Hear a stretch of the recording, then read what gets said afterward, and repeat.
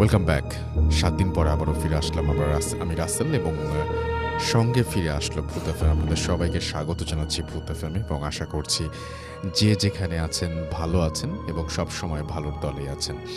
এবং আস্তে আস্তে গরম কমতে শুরু করার কথা হলেও ঢাকাতে গরম সন্ধ্যার পরে কমলেও দিনে বেশ ভালোই থাকে। এখন ওয়েদারটা বেশ ভালোই আছে।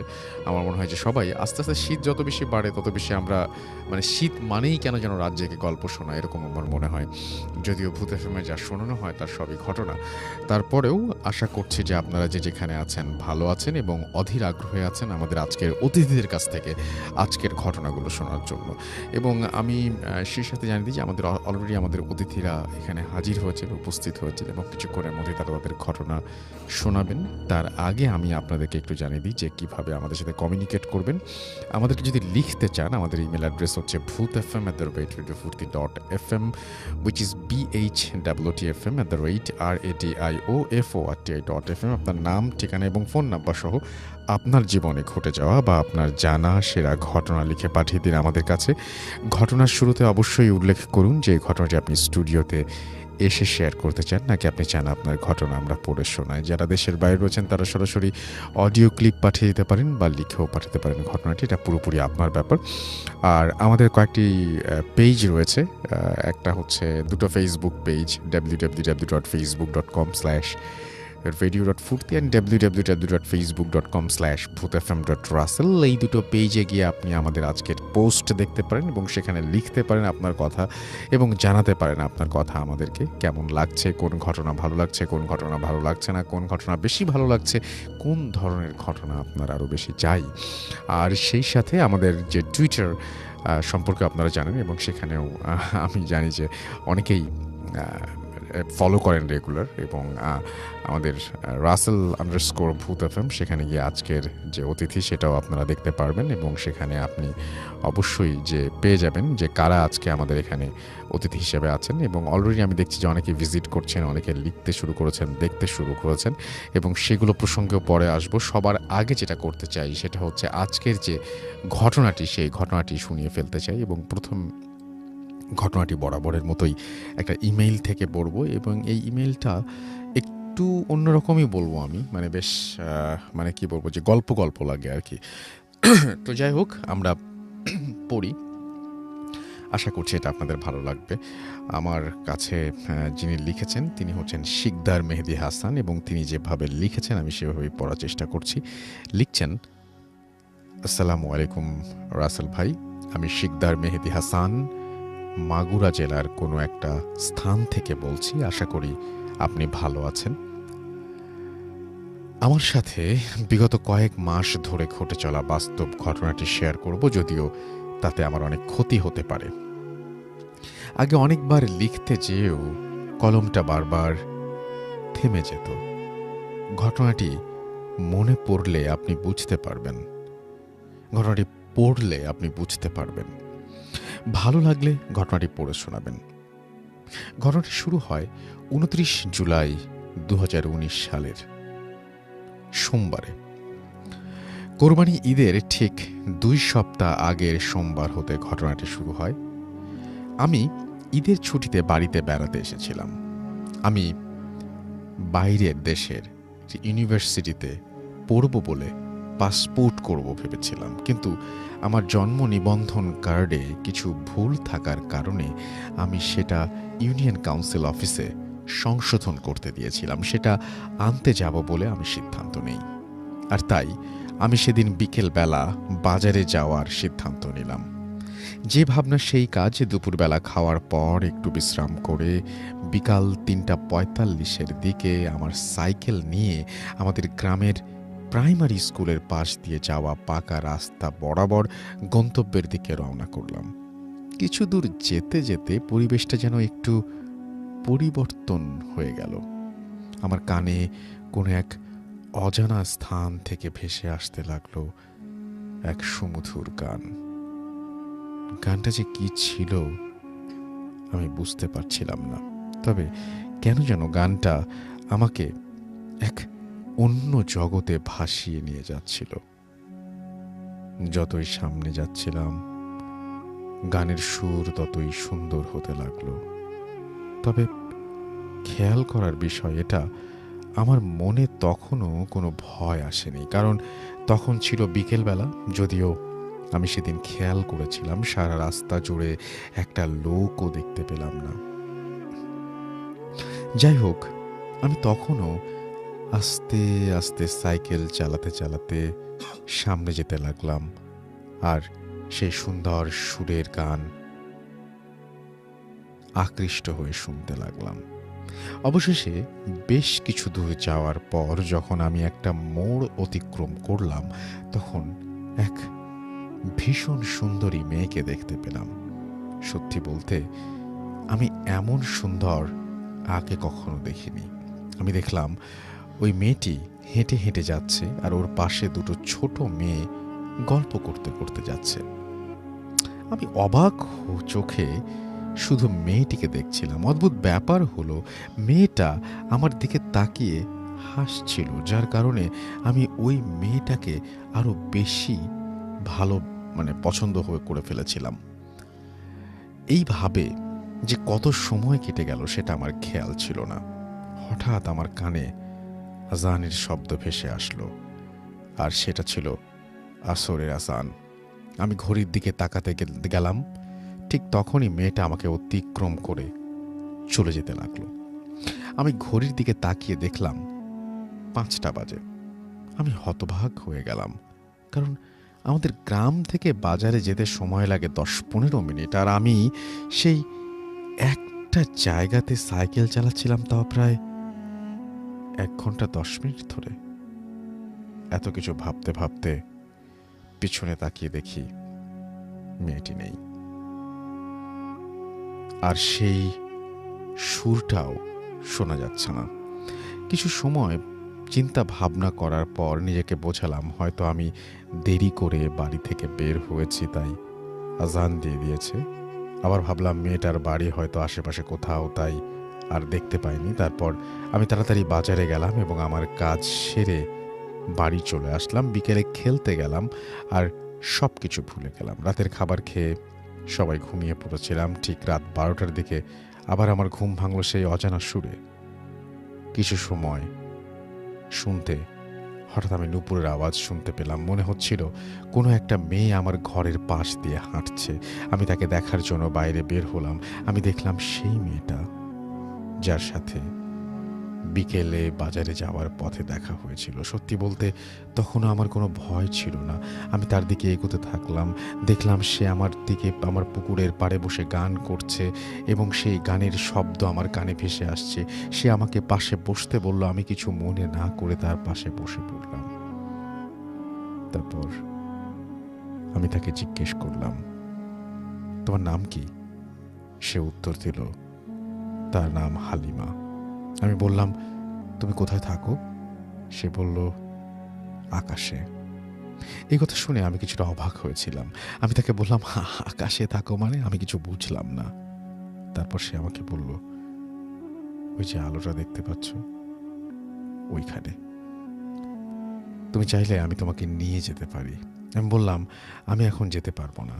এইভাবে আমাদের মধ্যে অনেক কথা হলো। হঠাৎ আমার কানে আবার আজানের শব্দ ভেসে আসলো, আর মনে হলো এই মাত্র বুঝি ঘুম থেকে উঠেছি। আমি চারিদিকে তাকিয়ে দেখলাম আমি পুকুর পাড়ে বসে আছি। অনেকটা ভয় পেলাম। কাউকে কিছু না জানিয়ে নামাজ পড়তে চলে গেলাম। সেদিন আমি ভাবতে থাকলাম আমার সাথে এগুলো কি হচ্ছে। মনকে বারবার বোঝাতে লাগলাম এটা হয়তো আমার মনের ভুল, আর না হয় আমি স্বপ্ন দেখেছি। ঠিক তখনই কেউ যেন আমার কানের কাছে এসে ফিসফিস করে বলতে লাগলো, এটা তোমার ভুল না, এটাই সত্যি। তোমার সাথে যা কিছু হচ্ছে তার সবকিছুই সত্যি, আর আমি হলাম তোমার স্বপ্নের হালিমা সুলতানা। তখন হঠাৎ আমার মনে পড়ে গেল আমি বহুদিন আগে একটা মেয়েকে স্বপ্ন দেখতাম, তার নাম হালিমা। সে আমার স্বপ্নে আসতো আর আমার সাথে গল্প করত, আর এই স্বপ্নের জন্য আমার বাবা মা আমাকে অনেক হুজুর দেখিয়েছেন, তারপরও স্বপ্নটা যেন কখনোই থেমে থাকতো না। মাঝখানে ৩-৪ বছর যাবৎ আমি স্বপ্নে আর তাকে দেখতাম না। এবার আমি মনে মনে ভাবতে লাগলাম, বহুদিন আগে থেকে দেখে আসা সেই স্বপ্নের মেয়েটার সাথে গতকালকে দেখা মেয়েটার সব কিছু যেন মিলে যাচ্ছিল। মনকে কিছুতেই বুঝাতে পারছিলাম না স্বপ্ন কি কখনো সত্যি হয়। তখন আমি তাকে বললাম, তুমি যদি সত্য হয়ে থাকো তাহলে কেন তুমি শুধু স্বপ্নে আসো, আর কেনই বা আজান দিলে তুমি চলে যাও, সব সময় কেন থাকো না? এই কথা শুনে সে বলল যে আমি চাই কি না সব সময় তার সাথে থাকতে। এবং আমি যখন হ্যাঁ সূচক উত্তর দিলাম তখন সে তার দিকে তাকাতে বলল। আমি তাকিয়ে দেখি দূর আকাশে কোনো একটা আলোর ভেতর থেকে মনে হচ্ছে কিছু একটা আমাদের দিকে এগিয়ে আসছে। আমি দেখতে পেলাম যে এগিয়ে আসছে, তার পরনে ছিল নীল শাড়ি, নীল চুড়ি এবং বেশ সুন্দর লাগছিল তাকে দেখতে। এইভাবে প্রতিদিন সে আমার সাথে দেখা করতো। মানে আমি বুঝতে পারতাম এটা আমার দেখা সেই মেয়েটা। এভাবে প্রতিদিন সে আমার সাথে দেখা করতে লাগলো। একদিন আমি আমার বাবা মাকে তার কথা বললাম, দেখানোর চেষ্টা করলাম, তাদেরকে বললাম, দেখো তো আমার সাথে একটা মেয়ে আছে, তোমরা দেখতে পাচ্ছ কিনা? তারা বলল না। অথচ সেই হালিমা নামের মেয়েটাও তখনও আমার সামনে দাঁড়িয়েছিল। তারপর আমার বাবা মা সিদ্ধান্ত নিল আমাকে একটা হুজুরের কাছে নিয়ে যাবে। যে ভাবনা সেই কাজ। হুজুর আমাকে দেখে তখন বলল যে তোমার ছেলেকে পড়িতে আসর করেছে, এখন এর থেকে মুক্তি পাওয়া তো অনেক কষ্টকর।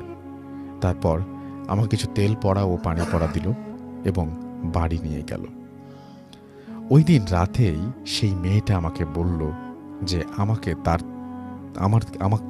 তার থেকে নাকি কেউ আলাদা করতে পারবে না, এবং সে বলল আমাকে আজকে রাতে তাদের বাড়িতে নিয়ে যাবে। এরপর সে আমার হাতটা ধরে আমাকে নিয়ে যেতে লাগলো। মনে হলো আমি যেন হাওয়ায় ভাসতে ভাসতে আকাশের দিকে আস্তে আস্তে আকাশের দিকে উঠতে লাগলাম। হঠাৎ এক সময় সবকিছু বদলে গেল। সুন্দর রাস্তা, দুই পাশে অসাধারণ সব গাছপালা যেগুলো আমি কখনো দেখিনি। এরপর সে আমাকে তাদের বাড়ির ভেতরে প্রবেশ করালো। বাড়িটা দেখে মনে হলো যেন কোনো বেহেশতে প্রবেশ করেছি। তারপর দেখতে পেলাম একটা মহিলা এবং একটা পুরুষ লোক আমার সামনে আসলো এবং আমাকে সালাম দিল। আমাকে বলল, বাবা তুমি কেমন আছো? আমার মেয়েটা কি তোমাকে অনেক জ্বালাতন করে? তারা আমাকে ঘরের মধ্যে নিয়ে গেল এবং সেখানে বসতে দিল। আর সেই মেয়েটি বলল, আমি তোমার জন্য রান্না করতে যাচ্ছি। তারপর সেই হালিমা মেয়েটা আমাকে একটা বাগানের মধ্যে নিয়ে যায় এবং সেখানে আমি দেখতে পাই সুন্দর নদী, অনেক ধরনের গাছ এবং অনেক ফুলের সুগন্ধ। সেখান থেকে পানিতে বসে হাত মুখ ধুয়ে কিছুটা পানি আমি পান করি। তারপর আমরা দুজন হাঁটতে হাঁটতে অনেক দূরে গেলাম, বিচিত্র রকমের জিনিস দেখতে পেলাম। সে আমাকে একটা গাছের নিচে নিয়ে গেল এবং মানে আমরা খুব তাড়াতাড়ি বিয়ে করার সিদ্ধান্ত নিলাম। আমি বলছিলাম যে আমি কিন্তু একটু ভয় পাচ্ছিলাম না। এবং সেখান থেকে আসার পরে তার রান্না করা সব খাবার খেলাম এবং অসম্ভব রকমের ভালো স্বাদ ছিল সেগুলোর। সেখানে ছিল রাজ্যের পর একটা রাজ্যের পরে যেন আরেকটা রাজ্য আমি দেখতে পাচ্ছি। সব কিছু দেখলাম এবং আমাদের বিয়ের উৎসব শুরু হলো। ঠিকানা এভাবে ৩-৪ দিন কাটানোর পরে আমাদের বিয়ে হয় এবং সেখানে ওদের আত্মীয় স্বজন সবাই আসলো। চমৎকার একটা অনুষ্ঠান। এবং এভাবে কিছুদিন থাকার পর আমি তাকে বললাম, সামনে তো ঈদ, আমাকে একটু বাড়িতে দিয়ে আসবে, তাহলে আমি ঈদ করতে পারবো আর তুমিও আমার সাথে যাবে। সে আমার কথায় রাজি হলো এবং ঈদের দিন সকালে আমি ঘুম থেকে উঠি। আমার বিছানার চারিদিকে অনেক লোকজন। আমার বাবা মা আমাকে ঘিরে কান্নাকাটি করছে আর বলছে, বাবা তুই এতদিন কোথায় ছিলি? 1 সপ্তাহ ধরে তোকে কত খুঁজেছি, কত হুজুরের কাছে গেছি, হুজুর বলল তোকে নাকি চীনের দেশে নিয়ে গেছে। আমি তখন তাদেরকে কিছু বললাম না। গোসল করে আব্বু আর ভাইয়ার সাথে নামাজ পড়তে গেলাম। রাতে খাবার খেতে বসার পরে মা বাবাকে সমস্ত ঘটনা বললাম। তারা বিশ্বাস করলো। আর তাদেরকে বললাম তারা যেন এই কথা আর কোনো মানুষকে না বলে। এভাবেই চলতে লাগলো আমার জীবন। আমার স্ত্রীকে শুধুমাত্র আমি ছাড়া আর কেউ দেখতে পায় না, তবে বিভিন্ন ঘটনার মাধ্যমে আমার স্ত্রী প্রমাণ করে দেয় তার অস্তিত্ব বাড়িতে আছে, সে আমার সাথে থাকে।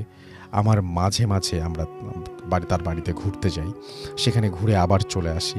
এভাবেই চলছে আমার জীবন। সত্যি বলতে ভয় লাগে না, এগুলোর সাথে এখন অভ্যস্ত হয়ে গেছি। ভেবেছিলাম অনেক দিন আগে আমার ঘটনাটা লিখব, কিন্তু আমার স্ত্রী লিখতে দিত না। অনেক কষ্ট করে বোঝানোর পর আজ লিখলাম। স্টুডিওতে গিয়ে ঘটনাটি শেয়ার করতে পারবো না, কারণ আমার স্ত্রী চায় না আমাকে সবাই দেখে চিনে ফেলুক যে আমার বউ যে জিন, এটা মানে আমিও চাই না। এবং তারপরে তার ফোন নাম্বার দিয়েছেন এবং তিনি বলছেন যে চাইলে আমার এই ঘটনাটার সত্যতা যাচাই করতে পারেন, তিনি তার ফোন নাম্বার দিয়েছেন। না, আমি আসলে যাচাই করার কেউ না, যাচাই করবেন যারা শুনছেন তারা। এবং আপনি আপনার নাম বলেছেন শুরুতে, এবং আপনি যদি শুনে থাকেন এই মুহূর্তে, তাহলে আপনি ফেসবুকে কমেন্টও করতে পারেন যে আজকে আমার ঘটনা পড়া হচ্ছে। তাতে যদি কেউ আপনার সাথে কন্ট্যাক্ট করতে চায়, definitely they can do it. আমি যেটা করতে চাই সেটা হচ্ছে সরাসরি এখন আমাদের অতিথির কাছে চলে যেতে চাই, এবং এই ঘটনাটা কেমন লেগেছে সেটা আপনারা অবশ্যই জানাবেন আমাদেরকে ফেসবুকে বা টুইটারে। আমি চলে যাচ্ছি আমাদের প্রথম অতিথির কাছে, তার ঘটনাটা শুনে আসবো। আপনার নামটা প্লিজ একটু বলবেন, কোথা থেকে এসছেন সেটা বলবেন, তারপর আপনার ঘটনায় যাব। আসসালামু আলাইকুম, থ্যাংক ইউ রাসেল ভাই। হ্যালো লিসেনার্স, আমি ফারহান ফ্রম উত্তরা। রাসেল ভাই, আজকে যে ঘটনাটি আমি বলবো এটি আমার নিজের সাথে ঘটে যাওয়া লাস্ট জুন মাসের একটি ঘটনা। তো সাডেনলি আমি, আমার দুইটা ফ্রেন্ড কাঞ্চন এবং ফয়সাল, আর আমাদের একজন মামা আলো মামা, তো আমরা চারজন মিলে একটা প্ল্যান করি চাঁদপুর যাব। তো চাঁদপুরে মামার এক ফ্রেন্ড আছে, ওনার বাসায় যাব। তো আমরা অ্যাজ ইউজুয়াল আমাদের সাথে আমরা দুইটা বাইক নিয়ে আমরা চারজন মুভ করি। তো আমরা বাইক নিয়ে সদরঘাট আসি, এখান থেকে বাইক লঞ্চে উঠাই, আবার ওখানে যে লঞ্চ ঘাট থেকে নেমে বাইক নিয়ে যাচ্ছি। তো বাইক নিয়ে কিছু দূর আমরা প্রায় চাঁদপুর হাজীগঞ্জ পর্যন্ত যাই। দেন ওখান থেকে আরও মিনিমাম 30 to 40 কিলোমিটার্স রাস্তা। তো আমরা রাসেল ভাই যাচ্ছি সুন্দরভাবে আল্লাহর রহমতে। তো হঠাৎ করে বেশ খানিকটা রাস্তা আপনার ভাঙা, মানে খুব ভালোভাবে ভাঙা। তো আমরা বাইকটা খুব স্লোলি যাচ্ছি, 20-30 নিয়ার অ্যাবাউট স্পিড। তো ওইখানে একটা জিনিস যেটা নোটিস করার মতো, কোনো ল্যাম্প ছিল না। একে তো গ্রাম, তো কোনো ল্যাম্প পোস্ট ছিল না বা কোনো আলো ছিল না। তো বাইকের হেডলাইটে যতটুকু আলো ওটা থেকেই যাচ্ছি। তো যেতে যেতে একটা পর্যায়ে আমি হঠাৎ করে আমার চোখে পড়লো যে আমি চোখে একটা কিছু দেখতেছি। কীরকম, মানে কেউ একজন দাঁড়ায় আছে, অনেক লম্বা, সাদা টাইপের একটা কাপড় পরা, মানে সাদা কিছু একটা পরা, এরকম একটা বোঝা যাচ্ছে। তো আমি এটা দেখে আমি মামার বাইকে ছিলাম, মামা ড্রাইভ করছিল। তো আমি মামাকে আস্ক করলাম, মামা আপনি কি কিছু দেখছেন? তো সে কোনো কথা বলল না। তো একটু পরে আমি আবার তাকে আস্ক করলাম, মামা কী ব্যাপার, আপনি কিছু বলতেছেন না? তো বলতেছে, কথা বলিস না, তুই পারলে দোয়া পড়। আর এর মাঝখানে উনি মানে 3বার কাশি দিছে রাসেল ভাই। তো এই জিনিসটা আমি ছোটবেলা শুনেছি যে কেউ কিছু দেখলে বা কোনো কিছু এরকম ফিল করলে তখন দেখতাম, মানে শুনতাম যে কাশি দিছে, এ স্টাইলের একটা ইয়া দিছে। তো মামাও দেখলাম সেম। তো বলতেছে, তুই দোয়া পারলে দোয়া পড়। আমি অ্যাজ ইউজুয়াল দোয়া পড়তেছি। তো কিছুক্ষণ পরে আমরা যখন যে আমাদের যে ডেস্টিনেশন ছিল ওখানে যে পৌঁছানোর পরে মামাকে আমি আবার আস্ক করলাম, মামা আপনি এরকম করলেন কেন, বললেন না কেন?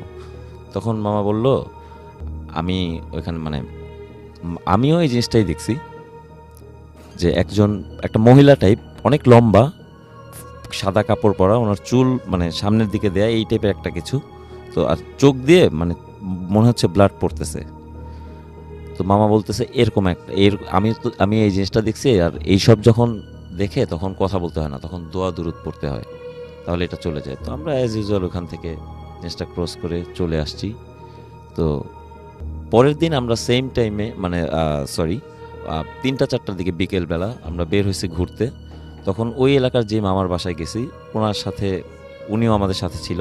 তো আমরা ওই জায়গাটা থেকে যাচ্ছি, তখন ওনাকে জিজ্ঞেস করলাম, মামা এই জায়গাটা এরকম একটা বিষয় আমরা তো নোটিস করলাম গতকালকে, এখানটা কি আসলে কেমন? তখন উনিও বলল যে এই জায়গাটা খুব একটা ভালো না, এখানে এরকমের রাত বিরাতে প্রায় এই ধরনের ইনসিডেন্ট দেখা যায়। দ্যাটস ইট, এটাই ছিল আমার ঘটনা। থ্যাংক ইউ সো মাচ আপনার রাসেল ভাই, ঘটনার জন্য। আমি একটু বলতে চাচ্ছি, জি, জি, আমার বলুন। কিছু লিসেনার্স শুনছে। না, আমরা এটা চাচ্ছি না এখন বলতে। থ্যাংক ইউ সো মাচ, আপনাকে অনেক ধন্যবাদ আপনার ঘটনা বলার জন্য, এবং যারা শুনছেন তাদেরকে আমি আমার পক্ষ থেকে ধন্যবাদ জানিয়ে দিচ্ছি। এবং আমাদের সাথে আমি এই জন্য নিষেধ করি, যখন অন্য কোনো গেস্ট এটা বলেন তখন সবাই বলতে শুরু করেন, ঝামেলা হয়ে যায়। তো যাই হোক, জিল্লুর আমাদের সাথে আছেন, এবং জিল্লুর আমাদের সাথে শুনছেন টুইটারে। এছাড়াও মানে টুইটারে আমাদের সাথে আছেন আর কি, এবং শুনছেন আমাদের আজকের ঘটনাগুলো। রানি আফ্রিদি আমাদের সাথে আছেন, ময়মনসিংহ থেকে শুনছেন তিনি। জ্যোতির্ময় আমাদের সাথে আছেন এবং তিনিও শুনছেন।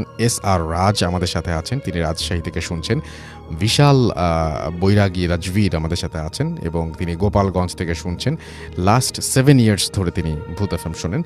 মইনুর সাগর আমাদের সাথে আছেন এবং ফার্স্ট স্টোরিটা তার কাছে অনেক বেশি ভালো লেগেছে, সেটা তিনি জানিয়েছেন। আমাদের সাথে আছেন দেখতে পাচ্ছি। এছাড়াও মনোজ কান্তি, এবং তিনিও বলছেন যে ফার্স্ট ইমেলটা তার কাছে অনেক বেশি ভালো লেগেছে। এবং আমাদের সাথে আছেন আদি, এবং তিনি শুনছেন এই মুহূর্তে। শান্ত ইসলাম হাসান আমাদের সাথে আছেন। এমডি রফিকুল ইসলাম আমাদের সাথে আছেন এবং সাভার থেকে শুনছেন তিনি। তুহিন ইসলাম আমাদের সাথে আছেন এবং আমাদের সাথে আছেন দেখতে পাচ্ছি তন্ময় ইসলাম সৈকত। ইমেলটা ভালো লেগেছে TR নিলয়ের কাছে। SR রাজ আমাদের সাথে আছেন, ইমেলটা সেই রকম, তিনি তাই বলেছেন। এছাড়া আমাদের সাথে আছেন দেখতে পাচ্ছি শাকিরুল ইসলাম, এবং তিনি বলছেন যে আসসালামু আলাইকুম রাসেল ভাই, ভূত এফএম এর সাথে আছি এবং ভবিষ্যতেও থাকবো ইনশাল্লাহ। খুলনা থেকে শুনছেন তিনি। আমাদের সাথে আছেন নূর সিদ্দিকী, ধানমন্ডি থেকে শুনছেন তিনি 2010 থেকে। আর এছাড়াও মোহাম্মদ রাজীব আমাদের সাথে আছেন এবং বলছেন যে প্লিজ আমার কমেন্টটা পড়েন। আমাদের সাথে আছেন দেখতে পাচ্ছি TR নিলয়। ভূত এফএম এর জন্যই আমি টুইটার অ্যাকাউন্ট খুলেছি, because I love Bhoot FM. Thank you very much আমাদের সঙ্গে থাকার জন্য। টুইটারে এটা জানা উচিত। আচ্ছা, রাজশাহী থেকে শুনছেন আমাদের সাথে আছেন দেখতে পাচ্ছি রাজ। এছাড়াও আমাদের সাথে আছেন দেখতে পাচ্ছি সাবিত মুক্ত, এবং বগুড়া থেকে শুনছেন তিনি। আমাদের সাথে আছেন শাহরিয়ার শোভন। ফয়সাল খুশি আমাদের সাথে আছেন, হ্যালো ভাই লিখেছেন তিনি। চিঙ্কু DX আমাদের সাথে আছেন। মাসুদ আবদুল্লাহ আল রাজি আমাদের সাথে আছেন। আমাদের সাথে আছেন দেখতে পাচ্ছি এছাড়াও আরও অনেকেই। রায়হান হোসাইন জনি আমাদের সাথে আছেন। RS রাহাত আমাদের সাথে আছেন। MD ইসরাত জাহান আমাদের সাথে আছেন। আমাদের সাথে আছেন দেখতে পাচ্ছি আরও অনেকেই। তো যাই হোক, RH রত্ন আমাদের সাথে আছেন, আমাদের সাথে আছেন দেখতে পাচ্ছি। এছাড়াও আরও অনেকেই। Thank you very much. আপনি আমাদের দ্বিতীয় অতিথির কাছে আমরা এখন চলে যাবো, তবে তার আগে একটু ফেসবুকে যাব আমরা। আমাদের ফেসবুকেও আপনারা অনেকে লিখছেন আমাদের যে ঘটনা, সেই আমাদের যে আজকের যে ভূত এফএম সেই সম্পর্কেই। এবং আমি দেখতে পাচ্ছি যে যারা লিখছেন তাদেরকে প্রথমে আমি ধন্যবাদ জানাচ্ছি। এবং ফেসবুকে আমাদের দুটো পেজ রয়েছে, www.facebook.com/radio.furti and www.facebook.com/bhutfm.russell। এছাড়াও আমাদের যে টুইটারের পেজটা রয়েছে russell_bhutfm দিয়ে আপনি পেয়ে যাবেন সেটা, এবং সেখানে গিয়েও আপনি খোঁজ নিতে পারেন। আর আমাদের যদি ইমেইল করতে চান, আমাদের ইমেল অ্যাড্রেস হচ্ছে bhutfm@radiofurti.fm, which is BHOOTFM@radioFORT.fm। আপনার নাম, ঠিকানা এবং ফোন নাম্বার সহ আপনার জীবনে ঘটে যাওয়া বা আপনার জানা সেরা ঘটনা লিখে পাঠিয়ে দিন আমাদের কাছে। ঘটনার শুরুতে অবশ্যই উল্লেখ করুন যে ঘটনাটি আপনি স্টুডিওতে এসে শেয়ার করতে চান, নাকি আপনি চান আপনার ঘটনা আমরা পড়ে শোনাই। যারা দেশের বাইরে যে আছেন তাদেরকে বলবো যে সরাসরি অডিও ক্লিপ মানে পাঠিয়ে দিতে বা লিখেও পাঠাতে পারেন। আমি দেখতে পাচ্ছি যে MD আবু হুরায়রা আমাদের সাথে আছেন এবং তিনি বলছেন কমেন্ট পড়তে বলেছেন তিনি। MD মিলন আকন্দ আমাদের সাথে আছেন। আমাদের সাথে আছেন দেখতে পাচ্ছি এছাড়াও নুসরাত তিশা চট্টগ্রাম থেকে শুনছেন তিনি। শাহিন মৃধা আমাদের সাথে আছেন। আরশাদুল জান্নাত জামান নাফিস আমাদের সাথে আছেন। সাকিবুর রহমান আমাদের সাথে আছেন। আমাদের সাথে আছেন অভিষেক বিশ্বাস, কেমন আছেন ভাইয়া? আছেন আমাদের সাথে দেখতে পাচ্ছি সাইদুর রহমান পারভেজ, এবং ভূত এফএম শুনতে ভালো লাগছে তার কাছে। আমাদের সাথে আছেন দেখতে পাচ্ছি কবির, এবং এছাড়াও আছেন MD তানিন, ইমরান হুসাইন BY সিলেট আমাদের সাথে আছেন দেখতে পাচ্ছি। মিজানুর রহমান, শিমুল আল শফি, শিকদার ইব্রাহিম অভি আমাদের সাথে আছেন। আহমেদ রিয়াদ আছেন আমাদের সাথে। আরিফ, এছাড়াও MD হাসান আমাদের সাথে আছেন। আমাদের সাথে আছেন MD মিলন আকন্দ, এছাড়াও আছেন MD আনোয়ার হোসাইন। প্রথম প্রথম ঘটনাটি ভালো লেগেছে, বগুড়া থেকে লিখেছেন। ফারা বিবিন তিতাস আমাদের সাথে বলছেন যে কমেন্ট পড়া হয় না। বিলাল হুসাইন সিরাজগঞ্জ থেকে শুনছেন। MD Rafiqul Islam I love Bhoot FM. Shahriar Hussain Moghbazar থেকে শুনছেন। এমডি সৈয়ব হাসান খুলনা থেকে শুনছেন। আরমিন নীলি আমাদের সাথে আছেন, জানিয়েছেন সেটা। আলম খোরশেদ আমাদের সাথে আছেন, তিনি বলছেন যে আই হ্যাভ সাম স্টোরি, পাঠিয়ে দিন ভূত এফএমের আমাদের যে ইমেল অ্যাড্রেস সেখানে। এমডি আসগার আলী আমাদের সাথে ফার্স্ট স্টোরি ভালো ছিল, প্রিন্স সৈকত অনেক সুন্দর লাগছে। এছাড়াও লিখছেন আমাদেরকে শেখ মোহাম্মদ রাজীব হাসান সহ আরও অনেকে। Thank you very much. চলে যাচ্ছে আমাদের দ্বিতীয় অতিথির কাছে। আপনার নামটা প্লিজ একটু বলবেন, কোথা থেকে এসেছেন সেটা বলবেন, তারপর আপনার ঘটনায় যাব। জি, আমি মাহমুদুল হাসান মৃদুল, উত্তরা থেকে এসেছি। ধন্যবাদ রাসেল ভাই। এই ঘটনাটি স্টেশন রোড টঙ্গীর একটি ঘটনা। তো জি, লেখাপড়ার উদ্দেশ্যে আমি ময়মনসিংহ থেকে প্রথম উত্তরতে আসি, মানে ঢাকায় আসি। তো ব্যাচেলার লাইফের একটা ঘটনা দেখা যাচ্ছে যে আমি স্টেশন রোডে একটা বাসায় থাকি, নাম ছিল লাইট হাউস, 9তলায়, টপ রোডে বাসাটা ছিল, মানে 7তলার উপর। ওখানে একটি ঘটনা, যখন আমি ওই মেসে থাকতাম, মেসে থাকা অবস্থায় প্রায় সময় দেখা যেত মিল কম পড়ে যেত। বিষয়টা এরকম না যে প্রায় সময় কমে যেত, বিশেষ করে একটা নির্দিষ্ট সময়ে মিলটা, যখন 10 জন আছি বা 8 জন আছি, মিলটা ক্যালকুলেশন করে ভাগ করে দেওয়া হচ্ছে। তো সেখানে দেখা যাচ্ছে দুপুরের মিলটা 1টা বা 2টা মিল প্রায় সময় বেড়ে যেত, রাতে আনফর্চুনেটলি 1টা বা 2টা কম পাওয়া যাচ্ছে। স্বভাবতই বাজারের দায়িত্ব বা একটা নির্দিষ্ট সময় পরে মিলটা ভাগ করার দায়িত্ব আমার উপরে পড়ে। 1 সপ্তাহ অতিবাহিত হওয়ার পর এই দায়িত্বটা আমাকে দেওয়া হয়। আমি প্রথম দিন যখন ভাগ করলাম দেখলাম যে সেম ঘটনা ঘটলো। দ্বিতীয় দিন আমাকে আবার দায়িত্ব দেওয়া হলো। তখন আমি গ্রেটফুলি আমার এক বড় ভাইকে সঙ্গে নিলাম যে ভাইয়া দেখেন, আজকে 1 সপ্তাহ ধরে একই ঘটনা ঘটছে, তো নিশ্চয়ই এখানে কোনো ঘটনা থাকতে পারে। তো দুজনে মিলে গুনে গুনে 10টা বা 12টা মিল ভাগ করে দেওয়া হয়েছে। পাশাপাশি আমার যে রুমমেট ছিল, তো ওই রুমমেটটা একটা কল সেন্টারে চাকরি করতো। কল সেন্টারে ওই ভাইকে বলে রাখলাম যে ভাইয়া আপনি তো বাসায় থাকেন, আপনার তো নাইট ডিউটি, তো আপনি এই বিষয়টি একটু খেয়াল রাখবেন যে দুপুরের মিলটা কম পড়ছে না, কিন্তু রাতে এরকম কেন হচ্ছে। পরবর্তীতে ওই ভাইয়াটা বিষয়টা বুঝতে পারলো। বোঝার পরে খুব সম্ভবত রাতে 9টা বা 9:30 এরকম বাজে, সে রেডি হচ্ছে যে তার কল সেন্টারের কাজে যাবে। তো দেখলো কি, একটা বিদ্যুটে কালো বিড়াল, মানে এরকম বিশ্রী একটা কালো বিড়াল 7তলার উপরে আসছে। কিচেন রুমে গেল, যাওয়ার পরে যে বাটিগুলি আমরা ভাগ করে রাখতাম মিলের জন্য, ওখানে ঘোরাফেরা করছে বা গন্ধ শোকার চেষ্টা করছে। গন্ধ শোকার চেষ্টা করার পরে সে খাবারের জন্য চেষ্টা করেনি। মানে যদি এরকম হতো যে সে হয়তো ফেলে নষ্ট করবে বা নষ্ট করার চেষ্টা করেনি, সে গন্ধটা শুকে যে ভেন্টিলেটরটা ছিল ভেন্টিলেটরের উপর দিয়ে লাফ দিয়ে চলে গেছে। চলে যাওয়ার পরে ওই ভাইটা বিষয়টা খেয়াল করলো যে একটা কালো বিড়াল প্রতিনিয়ত আসছে। তো সে ওয়াশরুমে গেল। ওয়াশরুমে যাওয়ার ফ্রেশ ট্রেশ হয়ে যখন সে আবার কিচেন রুমের দিকে গেল, দেখা গেল যে 2টা মিল এখানে কম পড়ে গেছে। তো এই ঘটনার কিছুদিন পর আবার কাকতালীয়ভাবে, মানে খুব সম্ভবত 1 সপ্তাহ হবে, 1 সপ্তাহ পরে আমার স্কুলের এক ফ্রেন্ড আমাকে ফোন দিয়ে জিজ্ঞেস করছে যে বন্ধু তুমি কই আছো বা নতুন কোন জায়গায় উঠলাম। পরে আমি কথা প্রসঙ্গে বললাম যে আমি তো স্টেশন রোডের একটা বাসায় উঠলাম, তো 7তলায় থাকি। তো আমার যে ফ্ল্যাটটা, এটার পাশে হচ্ছে একটা অংশ খোলা ছাদ আর একটা অংশে হচ্ছে 2টো রুম, ওখানে আমি ব্যাচেলার থাকি। তো সে কথা প্রসঙ্গে আমাকে একটু সতর্কতা বলবো না, মানে এমনি নর্মালি বললো যে দেখো একটু সাবধানে থেকো আর কি। তো কথা প্রসঙ্গে কথা বললাম। তো কিছুক্ষণ পর আমি কথা শেষ করলে মোবাইলের কথাটা শেষ করলাম, শেষ করে আবার আমার বাবা মাকে ফোন দিলাম যে আমি আলহামদুলিল্লাহ ভালো আছি, তো 1 সপ্তাহ যেহেতু হয়ে গেছে খোঁজখবর নেই। তো তারপর দেখা গেল কথা শেষ করেছি, আচমকা আমি টপ ফ্লোরের দিকে তাকালাম, অর্থাৎ 7 তলার যে টপ ফ্লোরটা একটা অংশ ওইখানে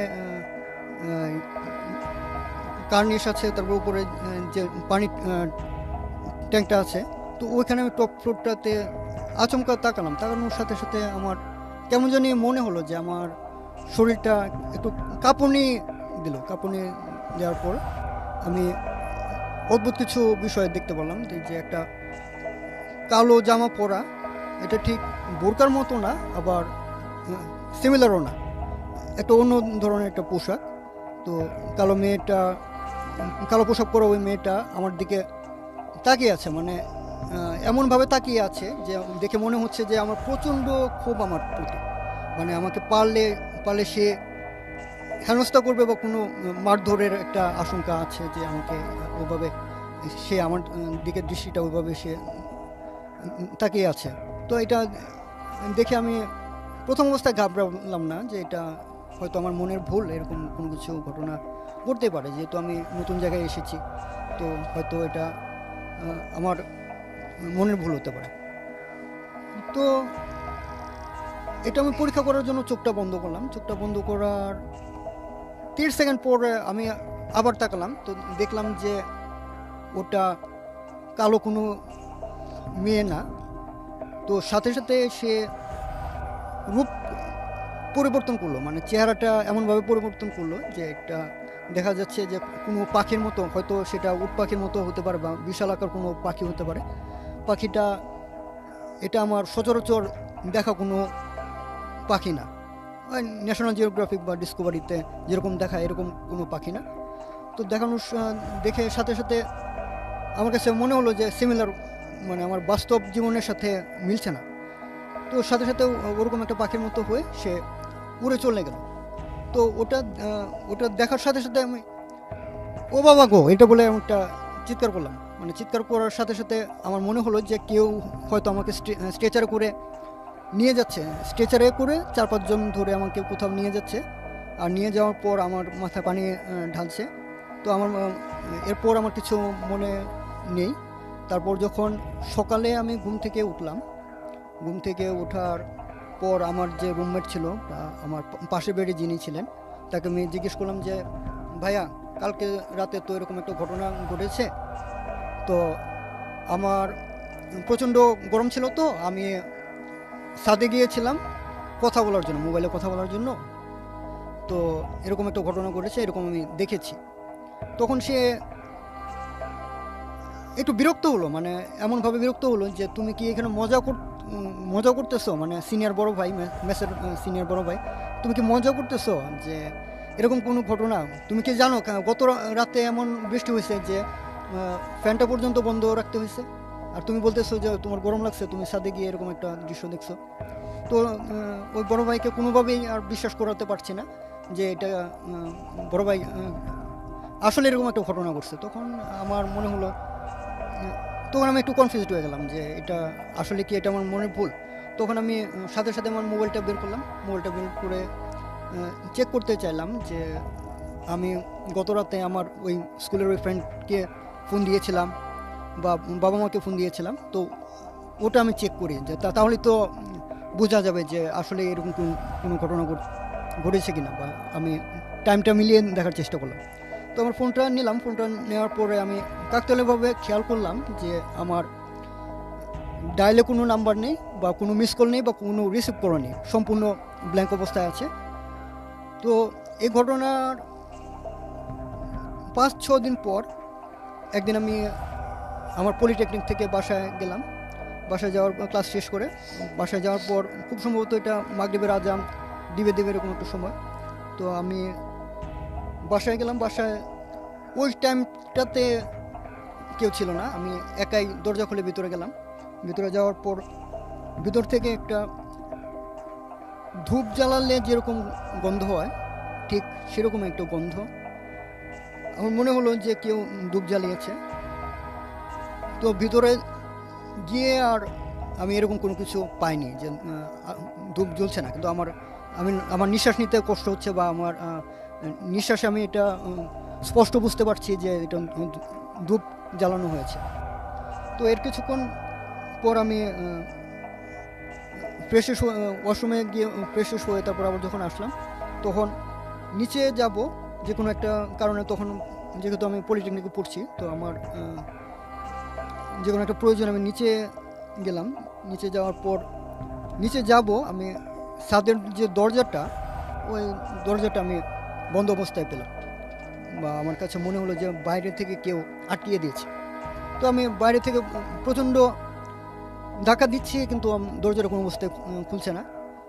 তো যেহেতু আমরা একবারই টপ ফ্লোরে থাকতাম বা এখানে নিচে একবারে নিচে। আপনার শেষ করতে হবে ঘটনাটা কি হয়েছিল, তারপরে আমি তারপরে আপনি মূল ঘটনায় আসি আমরা। জি, এরকম ঘটনা প্রায় সময় ঘটতে থাকতো বা জি আমি যখন প্রায় সময় দেখতাম যে জি জি জি সাথে কেউ হাঁটছে বা আমাকে ফলো করছে, বা প্রায় সময় দরজাটা বন্ধ অবস্থায় পেতাম, বা বন্ধ অবস্থায় পাওয়ার পর আমরা এরকম অবস্থাতেই বিশ্বাসযোগ্য ঘটনা ছিল না যে হয়তো প্রথম ভাবতাম হয়তো কেউ দুষ্টামি করে এটা বন্ধ করছে, কিন্তু আসলে ভেরিফাই করে দেখা গেছে যে এরকম কোনো ঘটনাই ঘটতো না। ওকে, থ্যাংক ইউ সো মাচ, আপনাকে অনেক ধন্যবাদ। আমরা চলে যাব আমাদের পরবর্তী অতিথির কাছে। আপনার নামটা একটু প্লিজ বলবেন সবাইকে, তারপরে আপনার ঘটনায় যাব এবং আশা করছি যে আপনাদের এই ঘটনাটা ভালো লাগবে। চলুন শুনে আসি আমাদের তৃতীয় অতিথির ঘটনা। জি, থ্যাংক ইউ রাসেল ভাই। আমি এরশাদ উত্তরা থেকে। জি, আসসালামু আলাইকুম লিসনার্স। রাসেল ভাই, আজকে যে ঘটনাটা বলবো এটা আমার একটা কালেক্টেড স্টোরি। ভূতে প্রেমের পর ভালোবাসা থেকে নিজের যে ইউজুয়াল জবগুলো থাকে তারপর তো খুঁজে বেড়াই যে কোথায় কোন স্টোরি পাওয়া যায়। তো এটা হচ্ছে, যেহেতু আমি উত্তরা থাকি, উত্তরাকে আপনারা বলতে পারেন এটা উত্তরা মডেল টাউন না বলে হাসপাতাল মডেল টাউন বলতেন, বিকজ লট অফ হসপিটালস আর দেয়ার। প্রত্যেকটা অলিতে গলিতে হসপিটালস, ক্লিনিক ভরা। তো ওরকমই একটা হসপিটাল আমি, যেহেতু অ্যাভয়েডেবল সার্কামস্টেন্সেস, আমি এটা বলছি না, নামটা বলতেছি না, এবং যে এটা লাশ ভাই অ্যাম্বুলেন্সের একজন ড্রাইভার, ওনার নামটা আমি আসল নামটা বলবো না আর কি। সো ওনার সাথে আমার গত পরশু দেখা হয়। তারপরে দেখা হতে আমি চা খাচ্ছিলাম, তো জিজ্ঞেস করলাম যে ভাই এরকম এরকম। তো উনি ওনার একটা স্টোরি বললেন, that was happened last month. উনি যেটা বলেছিলেন ওনার একদম উনি যেভাবে বলেছেন ওভাবে বলতেছি আমি। এটা একটা যে কোনো একটা হসপিটালে একটা লোক মারা গিয়েছে রাত, ওনার লিভার সিরোসিস হয়েছিল, রাত 9টার দিকে মারা গিয়েছে। হি ওয়াজ ফ্রম কাশীপুর। কাশীপুর হচ্ছে গিয়ে বরিশালের একটা ছোট গ্রাম। তো ওখান থেকে ওনাকে ওনার ওই যে ভদ্রলোক মারা গিয়েছেন তার মামা ছিলেন, আপন মামা, এবং তার এক দুঃসম্পর্কের ভাই, এরা দুজন। তো সে ওই লোকের নাম, ড্রাইভারের নাম হাসান ভাইকে তারা রেন্ট করলো ওই লাশটা নিয়ে যাবে। তো হাসপাতালের আপনার ফর্মালিটিস মেনটেন করে ওরা লাইক 11:30টার দিকে, রাতটা 11:30টার দিকে রওনা করে। হাসান ভাই সাথে ছিল একজন, তার যে একজন হেল্পার থাকে ও ছিল, মামা, ওই ডেড বডির মামা, আর সেই দুঃসম্পর্ক, তারা 4 জনে। তো ওরা আরিচা হয়ে না গিয়ে ওরা আপনার মাওয়া হয়ে রওনা করছে। মাওয়াতে একটু দেরি হয়েছে কারণ এখন নদীতে অনেক পানি।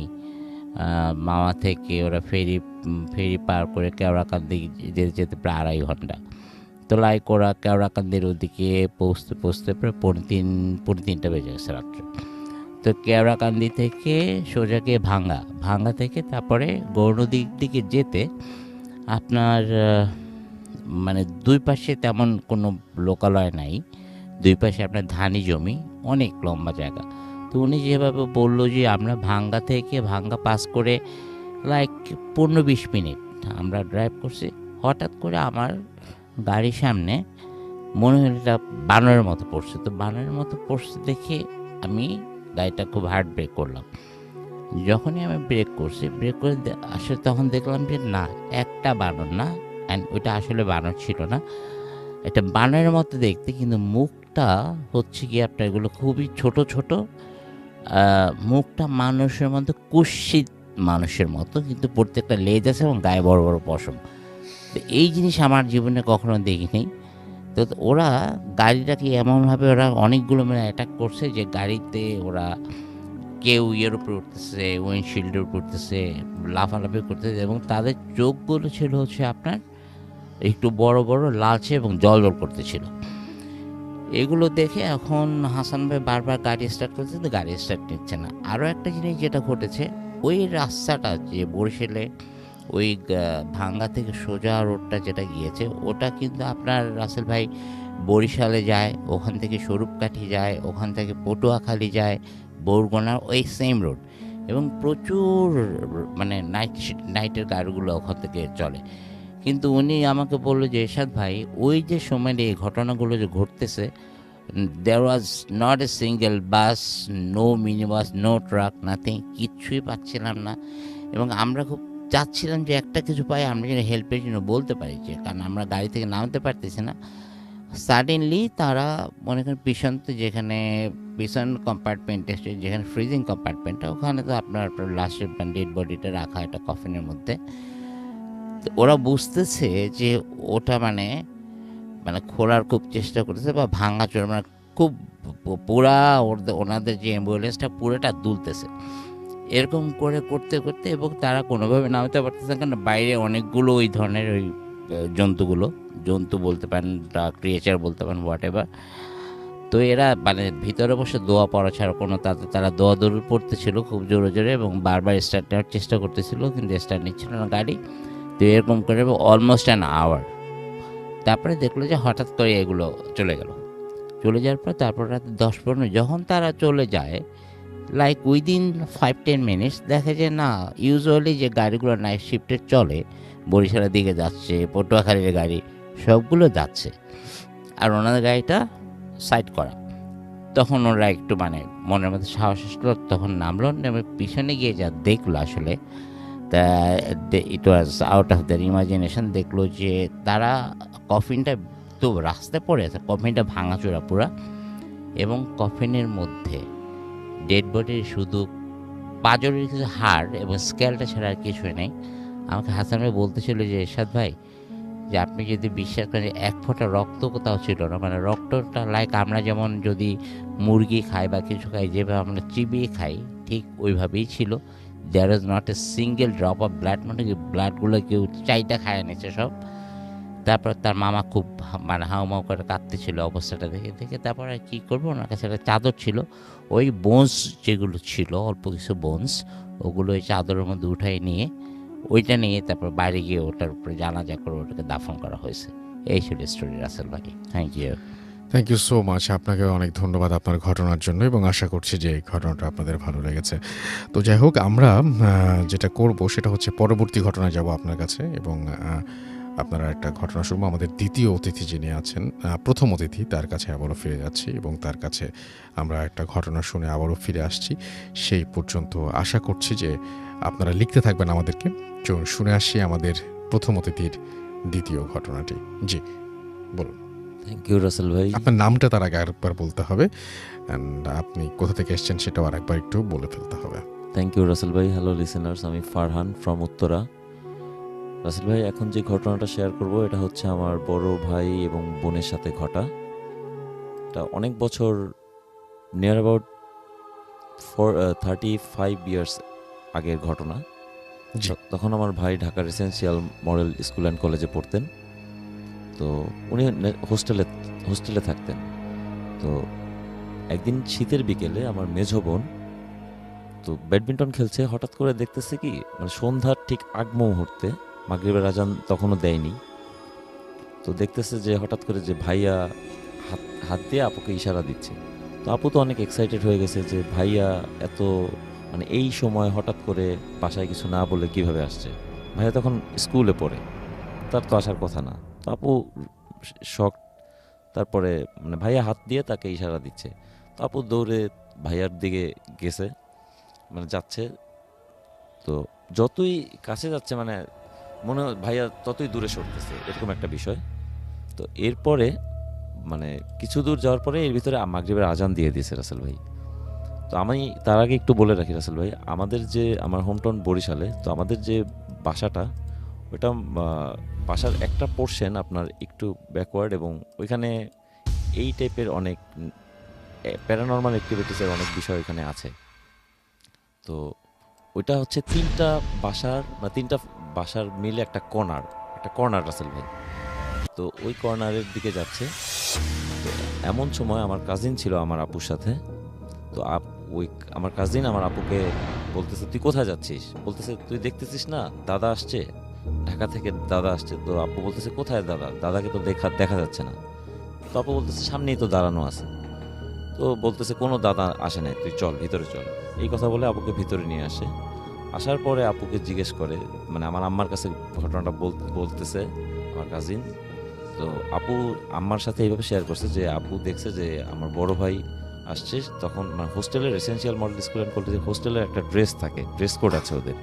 তো ওইরকম একটা ড্রেস পরা ভাইয়া আপুকে হাত দিয়ে ইশারা করে ডাকছে। তো এটাই ছিল ঘটনা, আসলে কেউ ছিল না ওইখানে। এটা আপুর একটা ইয়া ছিল। ধন্যবাদ আপনাকে।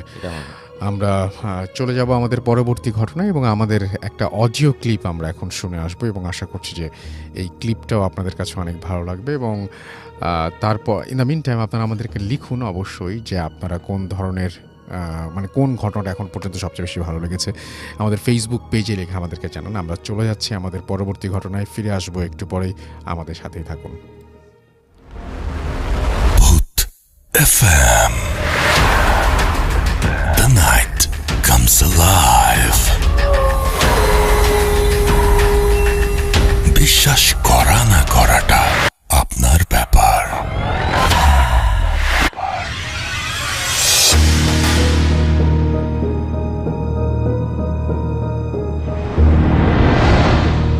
আসসালামু আলাইকুম রাসেল ভাই, আমি সামিউল ইসলাম সিদ্দিকী দীপ্ত, আমি পোল্যান্ডে থাকি।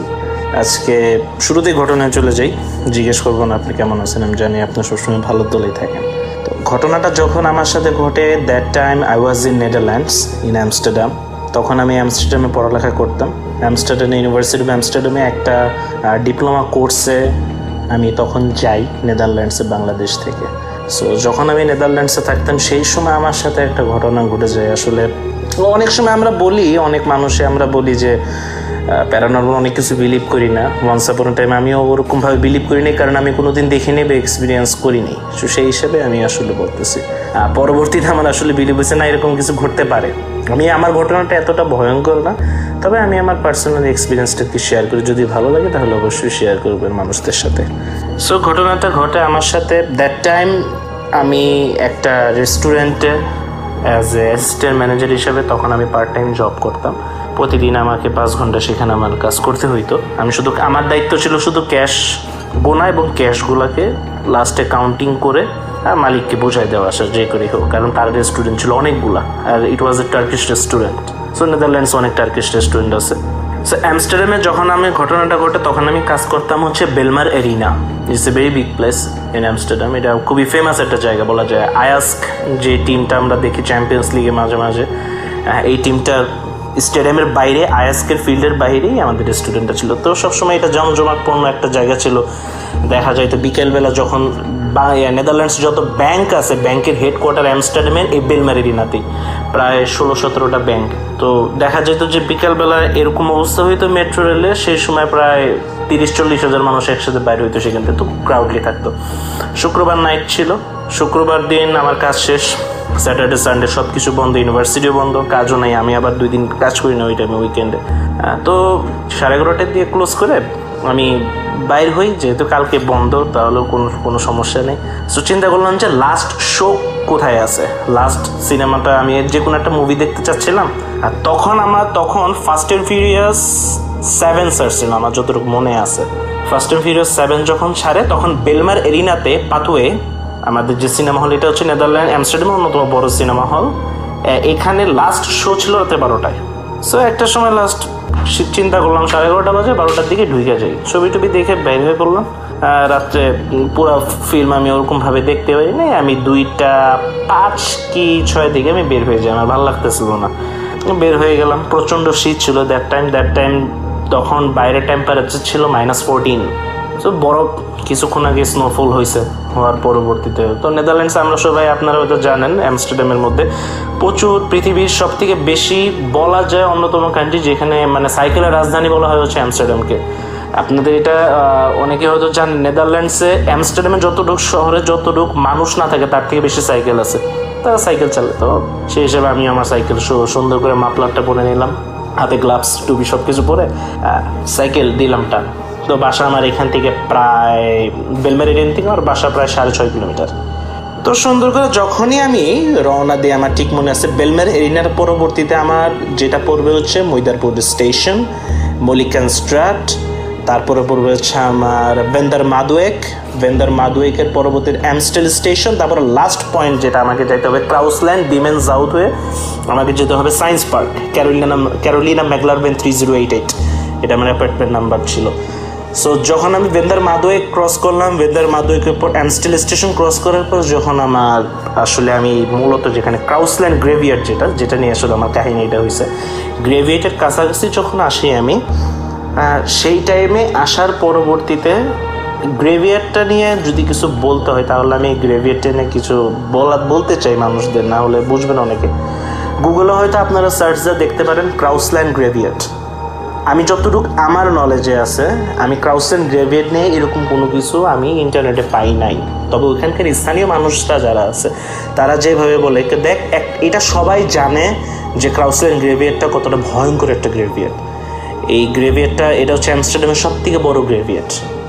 যদিও অনেক ধরনের লোকপ্রচার, অনেক ধরনের মানুষের মুখের মধ্যে অনেক ধরনের কথা শোনা যায় ক্রাউসল্যান্ড গ্রেভিয়ার্ড নিয়ে স্পেশালি, তো সেই হিসাবে এটা এত বড়। এটা দৈর্ঘ্যে হচ্ছে 3.8 কিলোমিটার, প্রস্থে হচ্ছে 1.2 কিলোমিটার, এবং বলা হয় not only Amsterdam, Den Haag, Rotterdam, Amsterdam, তারপরে আর্লেম, সব পুরা যতগুলো স্টেট আছে সবগুলো স্টেটের মধ্যে নেদারল্যান্ডস খুবই ছোট একটা কান্ট্রি, বাংলাদেশের চেয়ে ছোট একটা দেশ।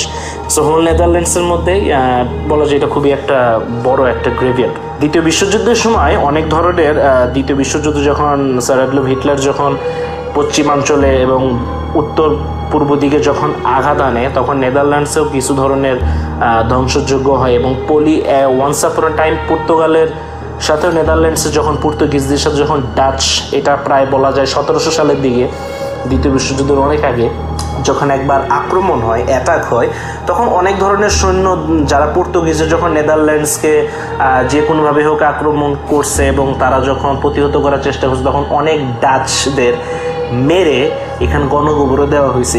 মানে এই কথাগুলো শোনা যায়, এবং ওখানে স্তম্ভ করে লেখাও আছে যে এত সালে এটা একটা গণকবর, 1793 সাল লেখা আছে, 1790 সাল লেখা আছে, দফায় দফায় বিভিন্ন সময়। তো ওইখানে অনেক ধরনের ভৌতিক কিছু কাহিনী হয়, এবং সাইডে দিয়ে এখানে অনেক মানুষের কাছে শোনা যায় যে এইখান দিয়ে বেলজিয়াম, নেদারল্যান্ডস, জার্মানির 3টা দেশের ট্রায়াঙ্গেল করার জন্য মানে মিল সংযোগ একটা রোড আছে, হাইওয়ে রোড আছে, যেটাকে বলা হয় বিজনেস টানেল নেদারল্যান্ডসের। এই বিজনেস টানেলটাকে বিভিন্ন সময় এখান থেকে প্রচুর গাড়ি প্রতিনিয়ত জার্মানি, বেলজিয়াম, নেদারল্যান্ডসের মধ্যে যত বড় বড় লরি আছে, বাস আছে, সবগুলো আসলে এখান থেকে চলাচল করে। সো এখানে অনেক ড্রাইভারদের কাছে অনেক ধরনের ভৌতিক অভিজ্ঞতা বা অনেক ধরনের কথাবার্তা শোনা যায়। তো আমি আমার ঘটনায় আসি, আমি যখন ক্রাউসল্যান্ড গ্রেভিয়ার্ডটা ভয়ঙ্করের জন্য, ক্রাউসল্যান্ড গ্রেভিয়ার্ডটার একটা বিশেষত্ব কি, এটা অনেক সুন্দর একটা গ্রেভিয়ার্ড। তারা এত সুন্দর করে গ্রেভিয়ার্ডটা সাজায় রাখছে। আপনারা জানেন ক্রিশ্চিয়ানরা তারা ফুল অলওয়েজ তাদের গ্রেভিয়ার্ডের মধ্যে থাকবে, সেটা কবরের উপরে হোক বা যে কোনোই হোক, আপনার তাদের বাগানের একটা সুন্দর একটা সিস্টেম দেখবে। তো যেহেতু একটা ভৌতিক একটা এক্সপিরিয়েন্স এখানে অনেকেই বলে, সেই হিসেবে ক্রাউসল্যান্ড গ্রেভিয়ার্ডের গেট আছে হচ্ছে 19টা। এই 19টা গেটের মধ্যে বিশাল বিশাল সার্চ লাইট লাগানো থাকে, তো আলোর কোনো অভাব হয় না। নেদারল্যান্ডসে অলওয়েজ তাদের কিছু ইতিহাস আছে, যেটা আমি এখন আসলে বলতে পারতেছি না। তাদের ইতিহাস অনুসারে নেদারল্যান্ডসকে কোনোদিনও অ্যামস্টারডাম শহরটাকে, অ্যামস্টারডাম স্টেটটাকে, রাজধানীটাকে কোনোভাবেই তারা আলোর আধারচ্ছন্ন কোনোদিন রাখবে না বা অন্ধকারে কোনোদিন রাখে না, তারা আলো হিসেবেই রাখে। যদিও ইউরোপের সব কান্ট্রি, আমি 11টা দেশ ঘুরছি, সবগুলোর মধ্যে আমি দেখছি না সবগুলোতেই লাইটিংই করে, তবে এখানে একটু বেশি আলোর ব্যবস্থাটা।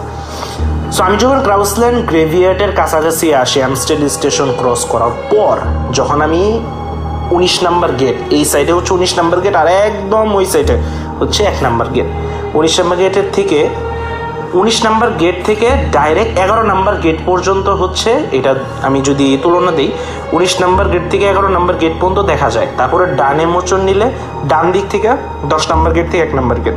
একটা জিনিস লক্ষ্য করলাম, এই রাস্তাটা সম্পূর্ণ লম্বা এবং বিশাল বিশাল গাছ আছে এই রাস্তাতে। আপনারা হয়তো জানেন এগুলা প্রায় 100 বছরের উপর এগুলো বয়স গাছের, বিশাল বিশাল গাছ। সো কোনো ধরনের লাইটিং নেই ওই দিন, কোনো লাইটই জ্বলতেছে না, যেটা আমার কাছে সবচেয়ে অবাক করছে সেই সময়। কেন একটা লাইট নষ্ট হবে, ওকে ফাইন, কোনো লাইট জ্বলবে না কেন? তবে বরফ পড়লেও একটা জিনিস ওই দিন মানে ছিল, সেটা হচ্ছে আকাশে খুবই সুন্দর চাঁদ ছিল দ্যাট টাইমে। সো চিন্তা করলাম, এত চিন্তা করার টাইম নেই, -14 -15 এরকম তাপমাত্রার মধ্যে কে কীভাবে ফিলস লাইক দেখা যায় যে -19-20 হয়ে যায় অনেক সময়। আর যেহেতু সমুদ্র বৃষ্টির নিচে প্রচুর বাতাস থাকে, সে সময় শীত আরও বেশি লাগে। তো এত চিন্তা করার টাইম নেই, মোবাইলের ফ্ল্যাশ লাইটটা জ্বালাইলাম, যাইতে থাকলাম। যাইতে থাকতে থাকতে থাকতে থাকতে আমার যখন মনে আছে, আমি যখন 17 নাম্বার গেট ক্রস করে 13 number gate, that time always আমি বলি আনলাকি 13, এটা আমি জানি না কেন, অনেকের সাথেই হয়েছে এই ধরনের কথা। 13 নাম্বার গেটের কাছে যখনই আসলাম, সেই সময় সবথেকে অবাককর বিষয়, আমি সেখানে এখন আমার একটা আরেকজনের নাম আমি অ্যাড করতেছি, যে নামটা অ্যাড না করলি না। সেখানে দ্যাট টাইম আমার যে গার্লফ্রেন্ড ছিল, এমিলি গালফারোসকোলি, she was Argentine. That time আমি দেখি এমিলি দাঁড়ায় আছে, স্বাভাবিক, আমি ফ্ল্যাশ লাইটের মধ্যেই দেখি এমিলি দাঁড়ায় আছে, আমাকে সিগন্যাল দিয়েছে, যেটা সম্ভব না। এমিলি সেই সময় হঠাৎ করে আমার সাইকেল থামানোর বড় সময় আমি হঠাৎ করে দেখতে পারি যে দীপ্ত তুমি দাঁড়াও, যে করে ও ওর ল্যাঙ্গুয়েজে কমিউনিকেশন করছে, আমি বোঝানোর ক্ষেত্রে বলতেছি দাঁড়াও। আমি দেখি তো ফার্স্ট অবাক, আমি টাস্কি খেয়েছি, এবার বাস্তব কথা বলতে যে তুমি এত রাতে এখানে কীভাবে পসিবল, এটা তো সম্ভব না, তুমি এখানে কি করতেছো? এখান থেকে তো আমাদের বাড়ি এখনও তো অনেক দূর, এখনও তো 1.8 কিলোমিটার সামথিং আছে, কারণ গ্রেভিয়ার্ড শেষ হলেই আমাদের কিছু দূর আর কি, বাসা সায়েন্স পার্ক বেশি দূর না, ক্যারোলিনা ম্যাকলারভেল। তো যখন আমি করলাম, তখন আমার বলতেছে তুমি এরকম, ও সাধারণ একটা টি শার্ট আর একটা জিন্স প্যান্ট, বাইরে এত টেম্পারেচার, তুমি এরকমভাবে, মানে কাহিনী কি? তাও যথাসম্ভব সেই করলো। আমি সাইকেল থেকে নামলাম, সাইকেল থেকে নামে জিজ্ঞেস করার পরবর্তীতে, হ্যাঁ আমার আন্টি তো এখানে আছে, আমার আন্টি সে আর্জেন্টিনা থেকে আসছে, তার ডেনমার্কে পোস্টিং ছিল, সে ডেনমার্কে থেকে নেদারল্যান্ডসে ঘুরতে আসছে, আর সে ইউনাইটেড নেশনে জব পাইছে, সো এখানে ঘুরতে আসছে, আমি তার সাথে দেখা করতে গেছিলাম। তুমি দেখা করতে গেছিলাম, আমি যখন তোমাকে সন্ধ্যা 7:30টায় কল দিই, তখন তো তুমি ঘুমাইতেছিলা, তখন তো তুমি আমাকে বলো নাই, না দীপ্ত এত কথা বললো না, চলো যাই, বাসায় যাই। সো এখন একটা কথা আছে, 13 নাম্বার গেট দিয়ে একটা, এই গ্রেভিডের ভিতর দিয়ে একটা মানে রাস্তা আছে, এই রাস্তাটা 1 নাম্বার গেটে যা ঠেকে, একটা বড় রাস্তার মতো আছে, এটার ভিতর দিয়ে 1 নাম্বার গেট দিয়ে বের হলে আমার মিনিমাম না হলেও 350 মিটার আমার সাইকেল কম চালাইতে হবে। তো আমি খুব তাড়াতাড়িভাবে আমি ওখান দিয়ে যেতে পারবো, কোনো ধরনের আমার সমস্যা হবে না। তো সেই সময় এমিলি আমাকে বললো চলো যাই, আমরা গ্রেভিয়ার্ডের ভিতর দিয়ে যাই, চলো। আমি বলছি এমিলি কি তুমি পাগল হয়েছো নাকি, আমি ইয়েতে যাবো, আমি গ্রেভিয়ার্ডের ভিতরে যাবো, এটা তো সম্ভব না এখন, তুমি জানো এটা একটা হন্টেড প্লেস, আর আমি এগুলো বিষয়ে মুখোমুখি হইতে চাই না। আমি ভয় পাই কি পাই না পাই সেটা পরের বিষয়, কিন্তু আমি এই জিনিসের মুখোমুখি হইতে চাই না। আমি যেহেতু জানি মানুষজন বলে যে এটা একটা খুবই একটা ডেঞ্জারাস একটা এরিয়া, আমি কেন যাবো সেটার ভিতর দিয়ে? সো আমার তো যাওয়া উচিত না। না তোমাকে যাইতে হবে, চলো, জায়গায় যাইতে হবে, তোমাকে যাইতে হবে। এক কথা কাটাকাটিতে, মানে আমি যখন তাকে, মানে সে যখন ভিতরে ঢুকে না, তখন আমার হাত ধরছে, আমি তার হাত যখন ধরছি, না সে যাবে, একা যাবে, আমাকে ছাড়াই সে যাবে ওইটার ভিতর দিয়ে, আমি তার হাত ধরছি, সে আমাকে একটা ঝাটকা দেয়। সে আমাকে আসলে একটা কথা বলতে কি রাসেল ভাই, এটা আসলে অবিশ্বাস্য একটা জিনিস, যে একটা 52 কেজির একটা মানুষ, যত যাই কিছু আমরা যদি সায়েন্টিফিকভাবেই করি, আমি 5 ফুট 10 ইঞ্চি, আমার উচ্চতা 5 ফুট 10, আমার ওজন 90+, আমি বডি বিল্ডিং করতাম সেই সময় যদি আমাকে একটা 52 কেজির একটা মানুষ আমাকে ধাক্কা দেয়, কত দূরেই আমাকে দিতে পারবে? আমাকে সে একটা ধাক্কা দেয়, আমার এখন মনে আছে আমি মনে হয় 7-8 হাত পিছে আমি মানে পড়ে গেছি, আমি ডাইরেক্ট যে বরফের উপরে পড়ছি আমি, যেটা একটা মেয়ের পক্ষে সম্ভব না। আর এই মেয়েলিকে তো আমি জানি এটা তো সম্ভব না, এটা তো পসিবল না।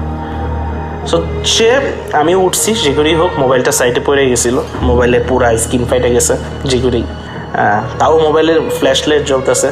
তারপর আমি যখন ফ্ল্যাশ লাইটটা ফোকাস করি গেটের দিকে, আমি এমএলএকে দেখতে পাই না, ওখানে কেউই নেই, কেউ নাই তো নাই তো নাই, কেউই নেই। আমি এখন চিন্তা করছি, এখন গেট আবার খোলা, গ্রেভিটির আবার গেট খোলা। তখন কি করলাম, না গার্লফ্রেন্ড মানুষ এরকম বা যে কিছু হোক, আমার প্রিয়জন মানুষ, আমি তাকে এরভাবে ফালায় রেখে যাবো কেন? আমার তো যাওয়া দরকার, যে করে ভিতরে ঢুকে দেখা দরকার, সে রাগ করলো কিনা, বা হইতে পারে কোনো ধরনের তার মন মেজাজ ভালো না। তা আমি যখনই গ্রেভিয়েটের দরজাটার কাছে গেলাম, আমি যখনই যাব, তখনই আমার পিছনের কলার ধরে একজন লোক টানছে, এবং দ্যাট টাইম সে টান দেওয়ার পরবর্তীতে আমি যখন পিছনে ঘুরি, নেদারল্যান্ডসে প্রচুর মুসলিম আছে, আমি আপনারাও জানেন হয়তো, প্রচুর টার্কিশ, স্পেশালি নেদারল্যান্ডসে টার্কিশ আর পাকিস্তানি যে এদের যে কমিউনিটি, এটা বিশাল। একমাত্র যদি আপনি বলেন ক্রাইনিস্ট স্টেশন, সেখানে প্রায় মোর দেন 35,000 পাকিস্তানি মেম্বাররা আছে। নেদারল্যান্ডসে পাকিস্তানি কমিউনিটি অনেক বড়, আর অনেক আফগানিও আছে সেখানে। সো একটা লোক এত সুন্দর আমি দেখিনি কোনোদিন, এরকম সুন্দর লোক। আমি বলবো না সে বিদেশি একদম হাই লেভেলেরই, তবে যথেষ্ট সুন্দর, খুবই ভদ্র, বড়, মানে ভালো, মানে বলবো না একবার পেটের নিচ পর্যন্ত দাড়ি চলে গেছে তা না, সুন্দর বড় দাড়ি, কালো দাড়ি। একটা লোক আমাকে দাঁড়া করাইলো, দাঁড়া করেই সে, আমি ট্রান্সলেট করে বলতেছি, সে উর্দুতে আমাকে কিছু কথা জিজ্ঞেস করছিল, সেই হিসেবে আমি তাকে, সে মানে বলছে, এই ছেলে তুমি কোথায় যাইতেছো? আচ্ছা স্যার এরকম এরকম কথা, আমি সালাম দিয়ে বলছি, স্যার এরকম এরকম কথা, এরকম আমাদের গার্লফ্রেন্ড তো ওইখানে ঢুকে গেছে, হয়তো সে রাগ করছে। না, তোমার ওদিকে যাওয়ার কোনো দরকার নেই, তুমি চলো আমার সাথে, তুমি কোথায় থাকো? আমি বলছি, স্যার আমি থাকি হচ্ছে সায়েন্স পার্কে, এখান থেকে কাছে। আমি কিন্তু ফার্স্টে ভাই আপনাদের কথা বলছিলাম যে আমি যে 13 নম্বর গেট, এইখান থেকেও কিন্তু সায়েন্স পার্ক 1.8 কিলোমিটার, প্রায় 2 কিলোমিটার্সের মতো, 1.8 কিলোমিটার ওখান থেকে। আমি তার সাথে, আমার মনে আছে সেই লোকটা আমার সাথে যাইতেছে, যাওয়ার সাথে সাথে সে আমাকে কিছু কথা বলতেছে, নামাজ পড়তে, আল্লাহকে সিজদা করতে, যে দুনিয়াতে আল্লাহ আমাদের পাঠান, সে খুবই ধার্মিক কিছু কথা বললে, দুনিয়াতে আল্লাহ পাঠাইছে আমাদের আল্লাহ সিজদা করার জন্য, আল্লাহর ইবাদত করার জন্য, সৃষ্টিকর্তাকে তার স্মরণ করার জন্য আমাদের এখানে পাঠাইছে। প্রতিটা মানুষের ভুল ত্রুটি থাকে, সেই ভুল ত্রুটিটাকে ক্ষমা করার জন্য আল্লাহ তার সৃষ্টিতে মানুষকে পাঠাচ্ছে তার ইবাদত করার জন্য। এই কথাগুলো বলতে বলতে আমি একটা জিনিস লক্ষ্য করে, আমার শুধু সেই সময় আমার মাথায় ছিল না, ভাই একটা কথা বলেন, আমি সেই সময় সাইকেল চালাইতেছিলাম, সাইকেলটা হাত দিয়েই করে আমি হাইটে যাচ্ছিলাম আর কি। আপনি একটা কথা বলেন ভাই, একজন স্বাভাবিক মানুষ, আপনারা গুগলে সার্চ দিলে দেখবেন 1 কিলোমিটার হাঁটতে কিন্তু একটা স্বাভাবিক মানুষের 17 মিনিট টাইম লাগে। 1.8 কিলোমিটার, প্রায় অলমোস্ট 2 কিলোমিটার পথ হাঁটতে আমার টাইম লাগছে, আমার যেটা মনে হয় 4 থেকে 5 মিনিট। সায়েন্স পার্কের গেটের সামনে আমি আসলাম, গেটের সামনে এসে আমাদের ইলেকট্রিক কি আমি যখন পাঞ্চ করছি আমার গেটের মধ্যে, আমি থাকতাম হচ্ছে 17 তলায়, যখন আমাকে নিচতলাতে আমি পাঞ্চ করছি, অটোমেটিক গেট খুলে গেছে। যখন আমি ঢুকবো তখন আমি ঘুরছি, সে ভাই আমার পকেট থেকে একটা কি বাই করতো, অটোমেটিক কি, তো এটা শুধু স্ক্রিনের মধ্যে ধরলেই গেটটা খুলে যাবে। ম্যাক্সিমাম হতে এটা আমার টাইম লাগছে ম্যাক্সিমাম হতে 4 থেকে 5 সেকেন্ড। খুলছি গেট, পিছু থেকে দেখি সে লোক নেই, নাই তো নাই, সে লোক নাই। আমি তারে এই দিকে খুঁজে পাই না আমি, কারণ দেখেন যদি ডান দিকে দেখি, আমার অ্যাপার্টমেন্টের ডান দিক থেকে যদি দেখা যায়, ডান দিক থেকে 8টা অ্যাপার্টমেন্ট আরও আছে, 8টা বিল্ডিং আছে আরও। বাম দিক থেকে দেখলে আরও 11টা বিল্ডিং আছে। কোথায় যাবে সব একবার ডাইরেক্ট দেখাই যায় আমার এখান থেকে, আমি দাঁড়াই, কারণ রাস্তার মধ্যে শুধুমাত্র আমি একা, এত রাত্রে শুধুমাত্র আমি একা, প্রায় 3টা বাজে আসতেছে, এত রাতে তো শুধু আমি একা, নাই তো নাই। কোথায় গেছে কি গেছে আমি যে তাকে ধন্যবাদ দিব বা থ্যাংক ইউ জানাবো কোনো সুযোগই নেই। কোথায় গেছে কি গেছে না গেছে আমার কোনো খেয়ালই নেই। তখন আমার তাৎক্ষণিক মনে বসে সাথে সাথে ফোন দিয়েছে আমি এমিলিকে যখন আমি ফোন দিই, সে 2বার রিসিভ করার পরে আমি 2বার কল হওয়ার পরে রিসিভ করা না, 3বার গেলে সে কল রিসিভ করছে। দীপ্ত তুমি কোথায়? সে আমাকে বলতেছে হ্যাঁ দীপ্ত তুমি কোথায়? আমি বলছি আমার কথা বাদ তো, তুমি কোথায়? আমি এত রাত্রে কোথায় থাকবো, আমি তো ইয়েতে। ও ঘুমে ঘুমে ঘুমে ভাবে বলতেছে না আমি তো উপর তালায়, আমি তো উপরে রুমে। তুমি রুমে, তুমি তো কিছুক্ষণ আগে বাইরে ছিলে, তুমি কি পাগল নাকি? তুমি তোমার সাথে আমার সন্ধ্যা 7:30 কথা হয়েছে, আমি তো তখন থেকে রুমে, তুমি উপরে আসো দেখো আমি তো রুমেই। That time I feel something was wrong. যাই কিছু হোক সে সময় ফোনটা রাখি।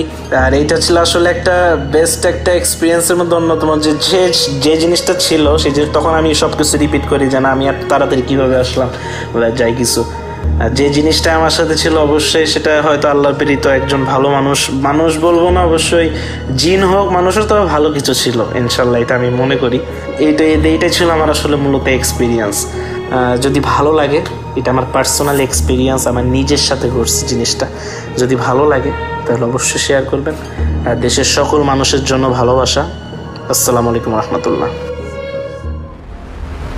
Booth FM. The night comes alive.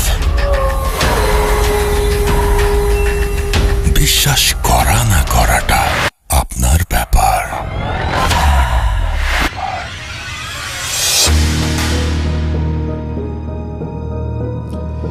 ঠিক তাই, বিশ্বাস করা বা না করাটা আপনার ব্যাপার। You are listening to radio Foorti FM, আমি রাসেল আছি সাথে, এবং এই মুহূর্তে আমাদের সাথে আরও দুজন নতুন অতিথি এসে উপস্থিত হয়েছেন। আমরা প্রথম তাদের মধ্যে একজনের কাছে যাব, এবং তার আগে একটু ফেসবুকে যারা আপনারা লিখছেন তাদের সম্পর্কে একটু জানিয়ে দিব, এবং তাদেরকে নিয়ে আমরা একটু তাদের কথা আমরা একটু শুনবো বা আপনাদেরকে জানাবো। তো আমাদের এখানে অনেকেই আছেন আসলে এখন, এবং আমি দেখতে পাচ্ছি যে যারা লিখছেন আমাদেরকে তাদের মধ্যে আমাদের দুটো পেজ। আমি প্রথমে একটু ফুর্তির পেজটাতে যাই, এবং তারপরে আমি যাব হচ্ছে আমাদের যে ভূত এফএমের পেজ সেটাতে যাব, এবং আশা করছি দুটো পেজ থেকে আপনাদের যে লেখাগুলো কিছুটা হলেও পড়বো। তাবাসসুম তৃষা আমাদের সাথে আছেন, ভাইয়া লিখেছেন, আর কিছু লেখেননি। মোহাম্মদ লতিফুল ইসলাম জয় বগুড়া থেকে শুনছেন তিনি। মোহাম্মদ রায়হান হোসেন রনি আমাদের সাথে বলছেন যে প্রথম ইমেলটা ছাড়া আজকের ঘটনাগুলো তার কাছে বেশি ভালো লাগেনি। শরীফ আমাকে বলেছেন একই কথা। তাবাসসুম আমার সাথে আছেন রাফি SR, এবং তিনি বলছেন যে রেকর্ড আর ইমেল, এবং আমাদেরকে দেখতে পাচ্ছি যে আচ্ছা রেকর্ডের ইমেলের, আচ্ছা আমি বুঝতে পারছি না। ইমতিয়াজ আহমেদ নিলয় আমাদের সাথে আছেন, এবং তিনি বলছেন যে মন খারাপ, তাই অনেক দিন পর আজকে আবার জয়েন করলাম। ওকে। ইয়াসির আরাফাত আমাদের সাথে আছেন, লিখেছেন আছি ভাই। আমাদের সাথে দেখতে পাচ্ছি আছেন SK মহিদুল ইসলাম, অডিও ক্লিপটা ভালো ছিল। MD আসগর আলী আমাদের সাথে আছেন খুলনা BL কলেজ ক্যাম্পাস থেকে। এছাড়াও জানাতুন নাইম আমাদের সাথে আছেন ইরফানুল ইসলাম ইফাত। এছাড়াও আমাদের সাথে আছেন SI মাহফুজ। এছাড়াও সাদিকুল ইসলাম আমাদের সাথে আছেন। নাজমুল হক তনয় আমাদের সাথে আছেন দেখতে পাচ্ছি। এছাড়াও আতিকুর রহমান আতিক, MD শরীফ সহ আরও অনেকে। থ্যাংক ইউ ভেরি মাচ যারা আমাদের সঙ্গে আছেন এবং পুরো সময় থাকবেন। এই পেজটি যেটি থেকে পড়লাম সেটি হচ্ছে www.facebook.com/radio.furti, এবং এছাড়া আমাদের আরও একটা পেজ রয়েছে যেটি www.facebook.com/bhutfm.russell, এবং এখানেও আপনারা অনেকে লিখছেন, এবং আপনাদের সেই লেখাগুলো আমরা পড়তে চাই। এবং আপনারা আমাদের টুইটারে যারা আছেন তারাও লিখতে পারেন, এবং সবখানেই আপনারা আসলে লিখতে পারেন। এবং আমাদের এই যে পেজ দুটো, এই পেজ দুটোর মধ্যে আমি দেখতে পাচ্ছি যে ভূত এফএমের পেজটায় সাজ্জাদ খানেম আমাদের সাথে আছেন, এবং চট্টগ্রাম থেকে তিনি শুনছেন। শাহাদাত আমাদের সাথে আছেন দেখতে পাচ্ছি। অ্যালেন্ডি আলভিন আমাদের সাথে আছেন। নীল আকাশ, এবং অডিও ক্লিপটা অনেক ভালো ছিল তাই তিনি লিখেছেন। অরিয়ন সরকার আমাদের সাথে আছেন আশিকুজ্জামান। এছাড়া আমাদের সাথে আছেন নিশাত তাসনিম, লিখেছেন যে we are listening. SM Mezba আমাদের সাথে আছেন। প্রথম ঘটনাটা অনেক দারুণ, অর্থাৎ তিনিও ইমেলটার কথাই বলছেন। মোর্শেদ আলম মুন্না আমাদের সাথে আছেন। উদ্দেশ্যহীন বালক আমাদের সাথে আছেন। সামিউল ইসলাম আমাদের সাথে আছেন দেখতে পাচ্ছি। শাহাবুদ্দিন শুভ রাজশাহী থেকে শুনছেন। মারুফ আহমদ মারুফ আমাদের সাথে আছেন। HM রুবেল আছেন আমাদের সাথে। MD উদ্দিন সামিদুল আমাদের সাথে আছেন, আমাদের সাথে আছেন দেখতে পাচ্ছি আরাফাত সাইফ তেইশ, আমাদের সাথে আছেন সজীব শেখ, এছাড়াও নীরব মাহি সহ আরও অনেকে। থ্যাংক ইউ ভেরি মাচ যারা আমাদের সঙ্গে আছেন। আমরা চলে যাচ্ছি আমাদের নতুন অতিথির কাছে। আপনার নামটা প্লিজ একটু বলবেন, কোথা থেকে এসছেন সেটা বলবেন, তারপর আপনার ঘটনায় যাবেন। আসসালামু আলাইকুম রাসেল ভাই। ওয়ালাইকুম আসসালাম। Hello listener, I am Injama from old Dhaka. আসলে আজকে যে ঘটনাটা আপনাদের মাঝে আমি শেয়ার করতে যাচ্ছি, ঘটনাটা হলো হসপিটাল রিলেটেড, যেটা হচ্ছে ঢাকার ভিতরে কোন একটা মেডিকেল কলেজ।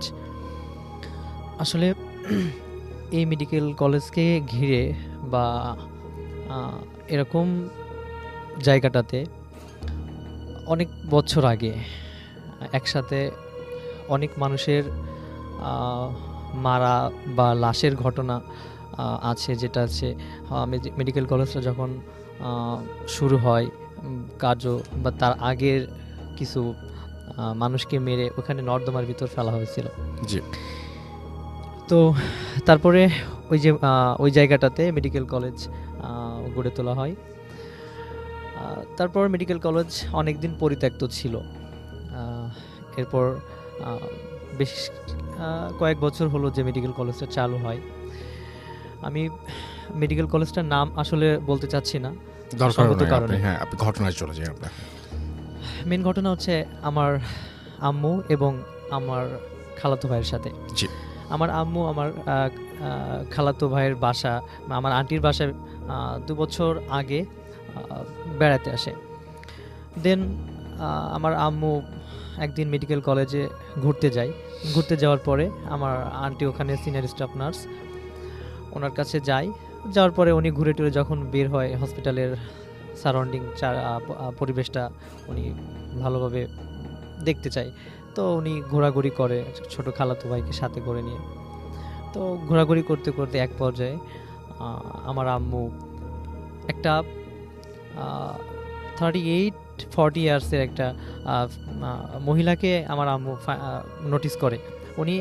আমার আম্মু আমার ছোট যে ভাইটা যেখানেই যাচ্ছে সেখানেই ওই মহিলাটা আমার আম্মুদের সামনে ঘোরাঘুরি করতেছে। আমার আম্মুরা যে ফোর্সে যাচ্ছে তার আগে ঘুরে উল্টা দিক থেকে আমার আম্মুদের সামনে। তো বিষয়টা আমরা ফার্স্টে নর্মালি নেই, তারপরে আসলে ছোট ভাইটা অনেক ভয় পায়।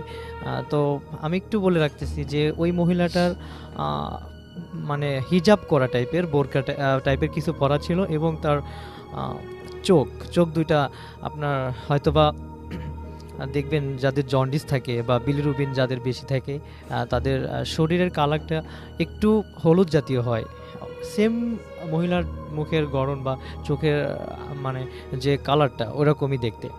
তো এরকম কিছুক্ষণ ডিস্টার্ব করার পরে আমার আম্মুরা বিব্রত হয়ে ওখান থেকে বাসায় চলে যায়। আমার আম্মু পরের দিন দুপুরবেলা ঘুমাচ্ছে, ঘুমের ঘরে আমার আম্মুকে কেউ যেন হাত ধরে গায়ে টাচ দিয়ে ডাকাডাকি করে।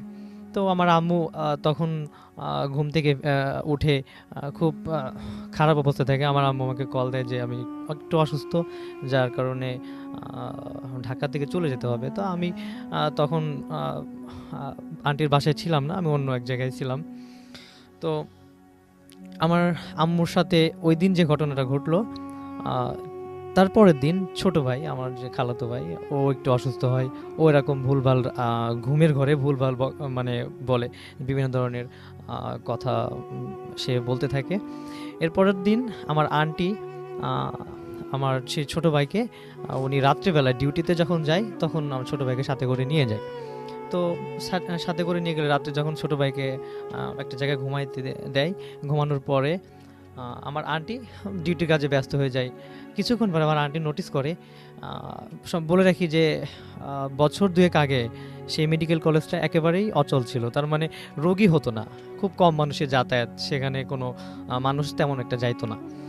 তারপরে আমার আন্টি নোটিস করে যে ওই অন্য ডিপার্টমেন্ট থেকে মোটা কণ্ঠে কেউ একজন ডাকতেছে, আমার ছোট ভাইটাকে রাইন বলে ডাকতেছে। তো এই জিনিসটা অনেকক্ষণ এরকম নোটিস করার পরে ওই দিন যে কোনোভাবে আমার আন্টি ডিউটি থেকে চলে এসছে, এসে তারপরে বাসায় একটু ঝামেলা, আমার ছোট ভাইটা এরকম ভুলভাল দেখে, ভুলভাল বকে, আমাকেও বলে যে এরকম জিনিস দেখছি বা এরকম খারাপ কিছু দেখছি। আসলে রাসেল ভাই এই ছিল আমার ঘটনা। তো ঘটনার লাস্টে ফিনিশিংটা হলো, আমার আম্মু যখন বাড়িতে ঢাকা থেকে চলে যায়, বাড়িতে চলে যাওয়ার পরে আমার আম্মুর সাথে কোনো ঝামেলা হয় না, তবে আমার খালাতো ভাই মাঝে মাঝে নাকি দেখতো, ও জিনিসটা দেখতো যে মহিলাটা তাদের ফলো করতেছে, তাকে কিছু বলতে চাচ্ছে বা তার সামনে গিয়ে দাঁড়াচ্ছে, এরকম কিছু ঝামেলা করতো। এবং এখন এখন যে পরিবেশ পরিস্থিতি মেডিকেল কলেজে এখন প্রচুর রোগী হয় এবং অনেকটা শান্ত, আর আগের মতো কোনো ঝামেলা হয় না। এই ছিল আসলে আমার ঘটনা। থ্যাংক ইউ সো মাচ, আপনার ঘটনার জন্য ধন্যবাদ আপনাকে। আমি চলে যাব আমাদের পরবর্তী অতিথির কাছে। ইন দ্য মিন টাইম আমাদেরকে লিখতে থাকুন। আমাদের ইমেল অ্যাড্রেস হচ্ছে bhutfm@radiofurti.fm, which is bhwtfm@radiofurt.fm। আপনার নাম, ঠিকানা এবং ফোন নাম্বার সহ আপনার জীবনে ঘটে যাওয়া বা আপনার জানা সেরা ঘটনা লিখে পাঠিয়ে দিন আমাদের কাছে। ঘটনার শুরুতে অবশ্যই উল্লেখ করুন যে ঘটনাটা আপনি স্টুডিওতে এসে শেয়ার করতে চান, নাকি আপনি চান আপনার ঘটনা আমরা পড়ে শোনাই। যারা দেশের বাইরে রয়েছেন তারা সরাসরি অডিও ক্লিপ পাঠাতে পারেন বা লিখেও পাঠাতে পারেন ঘটনাটি। আমরা চলে যাব আমাদের পরবর্তী অতিথির কাছে। আপনার নামটা প্লিজ একটু বলবেন, তারপরে আপনি কোথা থেকে এসেছেন সেটা বলবেন, তারপরে আপনার ঘটনায় যাব। আসসালামু আলাইকুম, ওয়েলকাম সালাম। আমি সাদিক, জি, গাজীপুর থাকি। ওকে, চলে যাই আপনার ঘটনায়। জি, তো ঘটনাটা আসলে আমার একটা ফ্রেন্ডের বোনের সাথে আর কি, বোনের শ্বশুর বাড়ির একটা ঘটনা। শ্বশুর বাড়িটা হচ্ছে ফটিকছড়িতে, ফটিকছড়ির একটা ভোজপুর নামে গ্রামের একটা আশেপাশে একটা জায়গায়। জি, তো ওখানে মানে একটু অদ্ভুত পরিবেশ ছিল প্রথম থেকে। জি, তো প্রবলেমগুলো ছিল মানে ওখানে ছোট ছোট বাচ্চারা, মানে 2-3 বছরের বাচ্চারা নর্মালি হাঁটতে পারতো না। আচ্ছা, হাঁটতে পারতো না বলতে মানে নর্মালি হাঁটতেই পারতো না, পড়ে যেত, ভালোভাবে হাঁটতে পারতো না। আবার দেখা যেত কি অন্য কোথাও গেলে মানে ওখানে হাঁটতে পারে, ওই আচ্ছা। বাড়িতে হাঁটতে পারে না। তো এগুলো হতো। আর ওখানে আমার যে ফ্রেন্ড আছে, ফ্রেন্ডের বোনের শাশুড়ি যেটা আছে, ওনারও খুব প্রবলেম হতো কি মানে উনি ঘুমালে দেখা যেত কি মানে আঁচড় দিচ্ছে, ঘুম থেকে উঠে দেখতো যে মুখে আঁচড়ের দাগ, বড় হাতে আঁচড়ের দাগ, এগুলো দেখা যেত। আর নামাজ পড়তে দাঁড়ালে অনেক সময় দেখা যেত যে লম্বা লম্বা কতগুলো মহিলা বোরকা পরা মানে চাই নামাজের সামনে দিয়ে হেঁটে যাচ্ছে। এটা প্রায় সময় দেখতো না, নামাজে দাঁড়ালেই মানে এরকম হতো, প্রায় সময় জিনিসটা ফেস করতো। আর তখন মানে উনি অনেক সময় ভয়ে ফেন্ট হয়ে যেত। আর মানে সেন্সে আসার পর দেখতো মানে না, সব নর্মাল আছে, এরকম প্রায় সময় হয়। আর আরও কয়েকবার মানে এইসব দেখছে যে মানে ঘুমাইলে বা ঘুমানোর পরে ওঠার পরে জানলা দিয়ে যখন তাকায় দেখা যায় মানে কোনো একটা মহিলা ভয়ঙ্কর টাইপের তাকায় হাসতেছে এক দৃষ্টিতে। তো উনি যদি বলে মানে এটা কে, এবার বললে আবার চলে যায়। আবার ধরেন শুয়ে আসে তারপর হঠাৎ চোখ গেল আলমারির দিকে, রুমের দিকে, আলমারির দিকে তাকালে দেখা যেত যে আলমারির উপরে বসে আছে একটা মহিলা, ওরকম দেখা যেত, মানে খুব ভয়ানক চেহারা নিয়ে তাকায় আছে। তো এই জিনিসগুলো প্রায় সময় হতো। তো অনেক হুজুর আনা হয়েছিল ওখানে, তারপরেও মানে এটার কোনো সলিউশন হয় না। পরে দিয়ে মানে শেষ পর্যন্ত বাসাটা শিফট করতে হয় আর কি ওদের। আচ্ছা, এটা ছিল আমার প্রথম ঘটনা। আর দ্বিতীয় আরেকটা ঘটনা জি আছে, বলেন। জি, যেটা আমার ফ্রেন্ড আসিফের সাথে। হুম। আসিফের বাবা মানে সেনাবাহিনীতে চাকরি করতো। আচ্ছা, কোথায় চাকরি করে, কি করে না আচ্ছা। করে এটা না বলে আমরা যদি আচ্ছা, ঘটনাটা আচ্ছা। বলি তাহলে আমার মনে হয় ভালো। আচ্ছা, তো আচ্ছা যাই হোক, বলে যেহেতু দিছি আমি বলি। জি, তো সেনাবাহিনীদের মানে মিশনে যেতে হয়। তো আঙ্কেল মানে ইয়াতে গেছিলো, মিশনে গেছিলো। তো এরপর থেকে মূলত মানে ঘটনাটা শুরু হয় আর কি। তো আমার আন্টি ছিল তখন একা বাসায়, আর আসিফ আর তার ছোটো ভাইয়ের সাথে থাকতো আর কি। এক রুমে থাকতো আন্টি, আর আরেক রুমে আসিফ আর তার ছোটো ভাই। তো প্রায় সময় দেখতো কি মানে আন্টি মানে আঙ্কেল চলে যাওয়ার পর থেকে মানে একটা অ্যাবনর্মাল বিহেভ করা শুরু করে। সেগুলো কেমন, সেগুলো হচ্ছে মানে কিচেনে অনেক সময় দেখা যেত মানে আন্টি যখন একা থাকতো মানে কারোর সাথে জানলা দিয়ে কথা বলতেছে, কমিউনিকেট করতেছে, লাইক মানে আঙ্কেল সামনে আছে, মানে ওগো তুমি শুনছো, মানে এভাবে কথা বলে, মানে হাজব্যান্ডের সাথে যেভাবে কথা বলতো ওভাবে কথা বলতেছে। তো আসিফ এগুলো দেখে থাকতো পিছন থেকে, মানে কী সামুর এবার কার সাথে কথা বলতেছে, গিয়ে দেখতো মানে জানলার ওপাশে কেউ নাই। বাট তারপরে এরকম করতো প্রায় সময়, মানে কথা বলতো আর নিজে নিজে কথা বলতো, কান্নাকাটি করতো। আর ঘর থেকে বের হয়ে যেত রাত বিরাতে দুপুরে, মানে বের হয়ে যেত ঘর থেকে, বের হয়ে মানে মেন দরজা খুলে বাইরে চলে আসতো। অনেক সময় প্রতিবেশীরা ধরে ভিতরে নিয়ে আসতো। অনেক সময় আসিফ তারপর তার ছোটো ভাই মিলে মাকে ধরে নিয়ে আসতো, মা কী হিসে কোথায় যাচ্ছ, তো মা বলে কি মানে তোর আব্বা আসছে, তোর আব্বা আমাকে ডাকতেছে, বাইরে থেকে ডাকতেছিল। তো এই জিনিসগুলো ওরা মানে মনে করছে মেন্টালি কোনো প্রবলেম হতে পারে। আবার অনেক সময় দেখা যাচ্ছে কি বাসায় ফল ফ্রুট এগুলো আনলে, ধরেন ফল আপেল বা আঙ্গুর এগুলো আনছে বাসায় কেউ, তো ওগুলো একটা বাটিতে করে মানে সার্ভ করে জানলা দিয়ে কাউকে দেওয়ার চেষ্টা করতো আন্টি, মানে বাটিতে সাজায়ে জিনিসটা কাউকে দেওয়ার চেষ্টা করতো। আসিফরা জিনিসটা অনেকবার দেখছে, জানলা দিয়ে কাউকে বাটিতে করে কোনো ফ্রুট বা এই টাইপের জিনিসগুলো দিচ্ছে, বাট কে কাকে দিচ্ছে এটা দেখা যেত না। যাক, তারপরে মনে করছে মানে আঙ্কেল নাই হ্যালুসিনেশন হতে পারে এই টাইপের। পরে আঙ্কেল দেশে চলে আসে, আসার পরে মানে তখনও দেখা যায় যে তারপরেও করতেছে জিনিসগুলো। মানে আঙ্কেল একবার দেখলো যে মানে কি বাটি নিয়ে আন্টি মানে কাউকে কিছুটা দিতে যাচ্ছে জানলা দিয়ে, তো আঙ্কেল জিনিসটা ধরে ফেলে, কারণ মানে জিনিসগুলো মানে কি ভালো না। কোনো একটা হুজুর থেকে মানে শুনছিল যে মানে এরকম কাউকে কোনো ফল ফ্রুট এগুলো যদি দিয়ে দেয় তাহলে বাচ্চাদের ক্ষতি হয়। তো আঙ্কেল জিনিসটা খেয়াল করে আর মানে বাটিটার সাথে সাথে হাত থেকে নিয়ে ফেলে। আর তো তারপরেও এরকম অনেক সময় দেখা যায় যে মানে আঙ্কেল এখানে নাই, তারপরেও আঙ্কেলের আওয়াজ শুনে এরকম অনেক ধরনের দৃষ্টিভ্রম হয় আন্টি। তো জিনিসটা আর নামাজে দাঁড়ালে আরেকটা ব্যাপার হচ্ছে, নামাজে যখন দাঁড়াতো আন্টি দেখতো যে মানে নামাজের চারপাশে অজগর সাপ বা এই টাইপের বিষাক্ত কিছু জিনিস আর কি, মানে অজগর, বেশিরভাগ অজগরই দেখতো।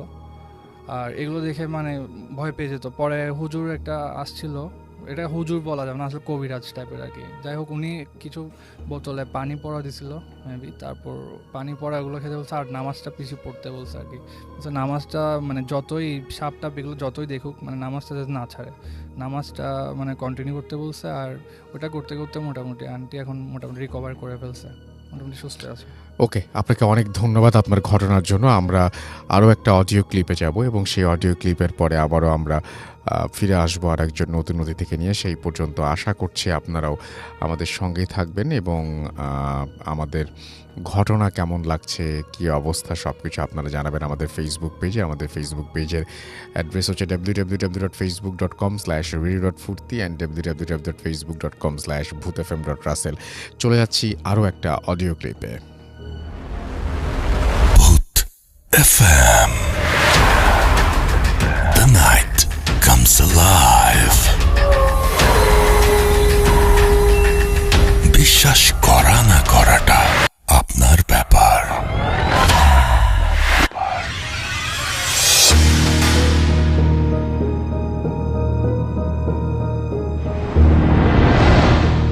হ্যালো, আসসালামু আলাইকুম রাসেল ভাইয়া।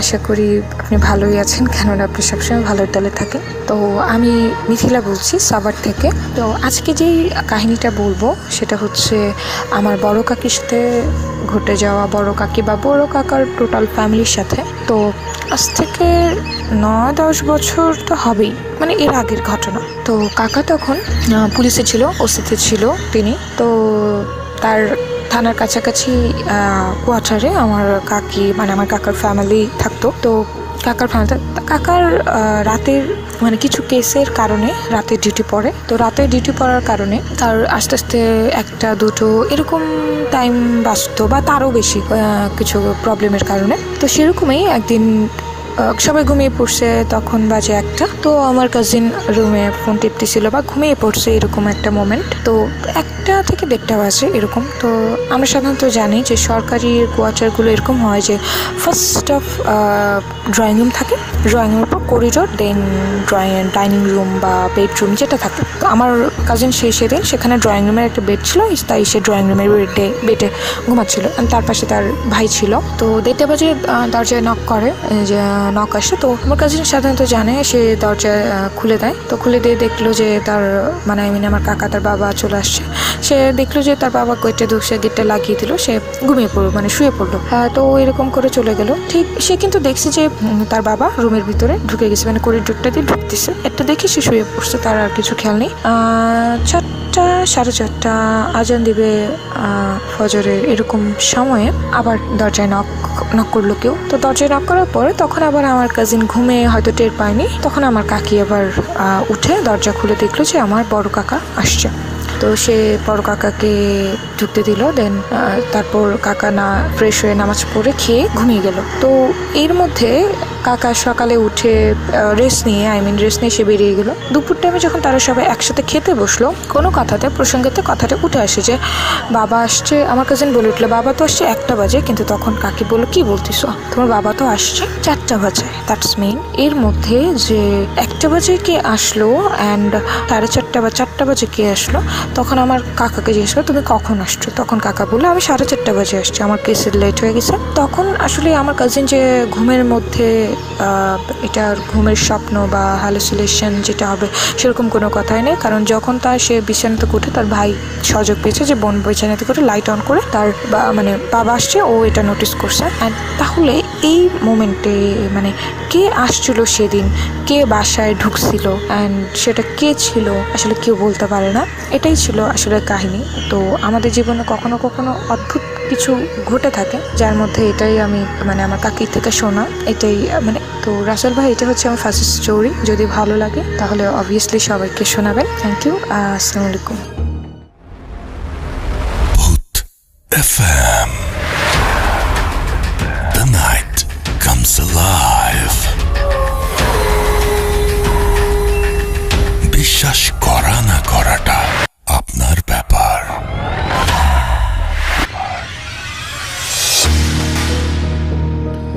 Welcome back. ইয়েস, বিশ্বাস করা বা না করাটা আপনার ব্যাপার। You are listening to radio Furfura FM, চলছে ভূত FM। ঘড়িতে সময় রাত 1:25। আমাদের সঙ্গে আমাদের নতুন আরেকজন অতিথি যোগ দিয়েছেন। আপনার নামটা প্লিজ একটু বলবেন, কোথা থেকে এসেছেন সেটা বলবেন, তারপরে আপনার ঘটনায় যাব। জি রাসেল ভাই, আসসালামু আলাইকুম। আমার নাম এমরি সোহেল রানা। জি, আমি আসছি গাজীপুর থেকে। আমার হোম টাউন হচ্ছে কক্সবাজার। আমার ঘটনাটা মূলত চট্টগ্রামে। সময়টা 2010 সাল। তখন আমি ক্লাস 6-এ পড়তাম। হ্যাঁ, আপনারা যারা শুনতেছেন তারা নিশ্চয়ই জানেন, চট্টগ্রামের কর্ণফুলী নদীর পাশে একটা বলিরহাট নামে একটা এলাকা আছে। ওই এলাকাটার চারিপাশে আপনার পানি থাকে। ঠিক সেইখানে একটা স্কুল ছিল। এই স্কুলের পিছনেটা ছিল আপনার পুরোটা ডুবা নালার মতো।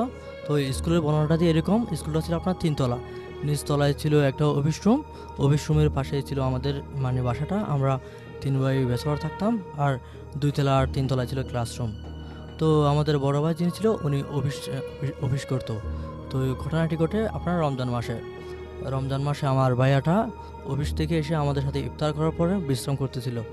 হ্যাঁ, আমরাও বিশ্রাম করতেছিলাম। আমরা এশারা যখন আজান দেয় তখন এশারা নামাজ পড়ার জন্য তার মসজিদে চলে যাই। তখন দরজাটা কিন্তু একটু খোলা ছিল। তো ভাইয়া হুট করে ঘুম থেকে উঠে দেখে দরজাটা খোলা। তারপর উনি এসে দরজাটা বন্ধ করে দেয়। বন্ধ করে দেওয়ার কিছুক্ষণ পর নাকি একজন এসে দরজা নক খুললো, টুক বলে নক খুললো। তখন ভাইয়া গেল, মনে করলো আমরা নামাজ শেষ করেই আসলাম। তো ভাইয়া গিয়ে দেখে কি যেটা দেখলো সেটা আপনার এখনও উনার চোখে বাসে, এখনও ওনার রুম আপনার দাঁড়িয়ে যায়।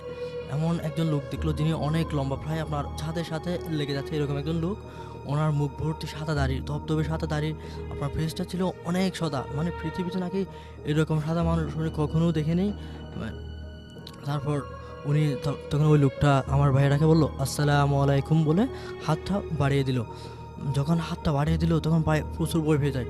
ভয় পাওয়ার সাথে সাথেই উনি দরজাটা লক করে দেয়।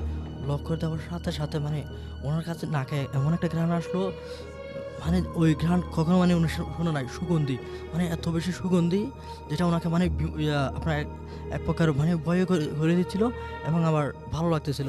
তারপর ভাই তাড়াতাড়ি গিয়ে উজু করার পর আপনার আমাদের নামাজ পড়লো। নামাজ পড়ার পর কিছুক্ষণ কোরআন তেলাওয়াত করলো। এর মধ্যে আমরা নামাজ শেষ করে আসার পর দেখি ভাই কাঁপতেছে। তখন আমরা ভাই আমাদেরকে নিয়ে প্রথমে ছাদে গেল। ছাদে গিয়ে সব কিছু চেক করলো। বড় রাখা ভালো। আমাদের বাসার এক পাশে ছিল আপনার একটা বাঁশঝাড়। তো বাঁশঝাড়ও ভালো করে টর্চ দিয়ে চেক করলো, দেখতেছে ওইখানেও কিছু নেই। এরপর 2 তলা এবং 3 তলা ক্লাসরুমগুলো সবগুলো চেক করা হলো। চেক করার পরেও দেখতেছি কিছু নেই। তারপর তখন থেকে আমাদের সাথে ঘটনাটা শুরু। এমন হতো আমরা তখন দুপুরের পরে ঘুমাচ্ছি, দেখতেছি আপনার কোরআন তেলাওয়াতের আওয়াজ আসতেছে। আবার মাঝরাতে দেখতেছি আপনার আজানের আওয়াজ আসে। তবে এই আজানের এবং কোরআন তেলাওয়াতের আওয়াজগুলো আমরা শুনতাম। আর ভাইয়া কী হতো তখন প্রায় সময় প্রতিদিন আপনার কন্টিনিউ ওই লোকটাকে স্বপ্নে দেখতো। এরপর আমরা বাসাটা চেঞ্জ করে ফেলি। বাসাটা চেঞ্জ করার পরেও মানে যখন আপনার আমাদের শবে বরাত কিংবা শবে কদর আসে তখন ভাইয়া ওই লোকটাকে স্বপ্ন দেখে। আর যখন ভাইয়া মানে নামাজ দোয়া ছেড়ে দেয়, যদি কম পড়া হয় তখন ভাইয়াকে ওই লোকটা আবার সাড়া দেয়, বলে তুই নামাজ পড় না, তোর বিপদ আছে। এভাবে মানে ঘটনাটা চলতে থাকে। মানে আপনার সবচেয়ে আশ্চর্য বিষয় হচ্ছে যখন রমজান মাসে প্রায় ওনাকে স্বপ্ন থেকে বর্তমানে ওইটি চলমান ওনার সাথে। এই ছিল আমার ঘোষণা। রাসেল ভাই, আসসালামু আলাইকুম। হ্যাঁ, থ্যাংক ইউ সো মাচ। আপনার পরবর্তী অতিথির কাছে আমি যাব এবং আপনার নামটা প্লিজ একটু বলবেন, আপনি কোথা থেকে এসেছেন সেটা বলবেন, তারপর আপনার ঘটনায় যাবো। জি। হ্যালো রাসেল ভাই, আমি শাহিন, আমি এসেছি কোকাকোলা থেকে। আমার বাড়ি হলো গাজীপুর। আমি আগে ঢাকার একটি জায়গাতে থাকতাম, ওইখানে জব করতাম। জব করার সুবাদে আমি যেহেতু ব্যাচেলার ছিলাম, একটি ব্যাচেলার বাসায় থাকতাম। ওইখানে আমার খালাতো ভাই এবং আমি এবং আমার আরেকজন লোক থাকতো। যেহেতু তখন কাজের খুব চাপ ছিল, সারাদিন ক্লান্ত থাকার পরে আমি সন্ধ্যায় বাসায় আসতাম। আসার পরে খাওয়া দাওয়া করে সাথে সাথে ঘুমাই পড়তাম। ওই দিনও একই কাজ করছিলাম। সারাদিন কাজ করার পরে সন্ধ্যায় এসে তারপরে খাওয়া দাওয়া করে তারপরে ঘুমিয়ে পড়লাম। ঘুমানোর পরে রাত 3টার দিকে আমার হঠাৎ করে ঘুমটা ভেঙে যায়। ঘুম ভাঙার পরে আমি চোখ ধরতেছি, ধইরা চোখ মুখ মুছতেছি। মোছার কিছুক্ষণ পরে আমি একবার ডানে তাকালাম, আবার বামে তাকালাম। তাকানোর পরে আমি কিছুই দেখতে পেলাম না। হঠাৎ করে বামে তাকায় দেখি যে একটি সাপ মানে আমার দিকে আসতেছে। আসার পরে আমি ভাবলাম যে হয়তো এটা স্বপ্ন দেখতেছি। তারপর আমি বাম দিকে আবার ঘুমিয়ে পড়লাম। বাম দিকে ঘুমায় পড়ার পরে দেখতেছি আবার সাপ আসতেছে। তারপর দেখলাম যে অনেকগুলো সাপ আসতেছে আর কি, এরকমভাবে আসতেছে। আমি মানে ফ্লোরে ঘুমাইতাম বেশিরভাগ। ফ্লোরে ঘুমানোর সুবাদে ওই সাপগুলো যখন আমার দিকে আসতেছিল তখন আমার এরকম ভয় করতেছিল যে আমি মানে ভয়ে থরথর করে কাঁপতেছি। তারপর আমি হঠাৎ চিল্লান দিয়ে খাটের উপর উঠলাম। খাটের উপর ওঠার পরে আমার খালাতো ভাই বলতেছে যে কি হয়েছে। আমি বললাম যে সাপ। বললো যে সাপ কোথায়? আমি বললাম ওই যে দেখেন নিচে। আমি তো দেখি না। আমি বললাম আমি তো ঠিকই দেখতেছি সাপ। পরে বলি এগুলো কিছু না, তুমি ঘুমাই পড়ো, তুমি স্বপ্ন দেখছো। আমি কই না তো, আমি স্বপ্ন দেখি নাই, কারণ আমি ঘুম থেকে ওঠার পরে 5 মিনিট পরে আমি এগুলো দেখছি। কয় না এগুলো তোমার ভুল, তুমি ঘুমাই পড়ো, কোনো সমস্যা নেই, পানি খেয়ে ঘুমাই থাকো। তখন আমি পানি খেয়ে ঘুমাই দিছি। ঘুমাই থাকার আবার কিছুক্ষণ পরে আবার একই কাহিনী দেখি যে অনেকগুলো সাপ আমারে মানে কামড় দিতে আসতেছে। তখন আমি ভয়ে রুম থেকে বের হইয়া ছাদে চলে যাই। ছাদে চলে যাওয়ার পরে তারপর আমি সকালবেলা যখন ফজরের আজান দেয় তখন আমি ওইখান থেকে বের হয়ে আসি। ওইখান থেকে আসা তারপর আমি রুমে এসে তখন ঘুমাই। এই গেল আমার প্রথম তারপর আমি এর কিছুদিন পরে ওইখান থেকে আমি বাসা চেঞ্জ করে ফেলি। বাসা চেঞ্জ করে নতুন বাসায় উঠি। নতুন বাসায় ওঠার পরও সেম একই কাহিনী ঘটে। একদিন রাতে আমি ঘুমাই থাকার পরে আমার বড় ভাই ওই দিন ছিল না, আমি একাই ঘুমাইছিলাম। হঠাৎ রাতে 3টার দিকে ঘুমটা আমার ভেঙে যায়। তারপর আমি ডান দিকে দেখি আমার দরজাটা খোলা। তখন দেখি সাপটা আস্তে আস্তে করে দরজা বেয়ে উপরে উঠছে। উপরে উঠা তারপরে মশারির যেই কিনারা ছিল ওই কিনারা দিয়ে আস্তে আস্তে বাইতে মশারির উপর দিয়া আমার পায়ের দিকে নিচে নামতেছে আর কি। নিচে নামার পরে নিচে নামিয়া আমার দিকে ফোনা করে কামড় দেওয়ার জন্য ইয়ে করতেছে। তখন আমি খুব ভয় পেয়ে গেছি। ভয় পাওয়ার পরে আমি দৌড় দিয়া বের হয়ে গেছি। বেরোর পরে ডাইনিং রুমে আমি দাঁড়াইছি পরে আমার ডাইনিং রুমে আমার এক চাচা থাকতো। উনি বলতেছে যে কি হয়েছে? আমি বললাম কিছুই হয় নাই। কিছু হয় নাই মানে কিছু তো হয়েছে। কি হয়েছে তাড়াতাড়ি বলো। পরে বললাম যে ওই যে সাপ। কই সাপ? আমি বললাম ওই যে রুমের ভিতর সাপ। কয় না এগুলো কিছু না, তুমি ঘুমাই পড়ো, তুমি দেখতেছো। তারপর আমি ঘুমাই ফেলছি। ঘুমাই থাকার পরে আবার কিছুক্ষণের মধ্যে একই স্বপ্ন, মানে স্বপ্ন দেখি নাই, মানে স্বপ্নতে ঘুমেতে উঠে তারপর দেখছি এই কাহিনী। তারপর আমি দৌড় দিয়া ছাদে গেছি। ছাদে গিয়া প্রায় 3 ঘন্টা থাকার পরে তারপরে বড় হওয়ার পরে আমি বাসায় আসছি। তারপরে এই বিষয়ে আমি আমার এলাকায় এক হুজুর ছিল, হুজুরকে বললাম যে হুজুর এরকম অবস্থা আমার, যে আমি খুব ভয় পাইছি। আসলে এটা অন্য কিছু না, এটা হলো একটা জিন, সাপ জিন। ওই জিনটা তোমারে ভয় দেখাইলে সে মজা পায়। আমি কই আমি বললাম যে কেন আমার বই দেখেন কেন, কয় না ও তোমার বই দেখে খুব মজা পায় আর কি। জি। ইসলামের কাহিনী। জি, তারপরে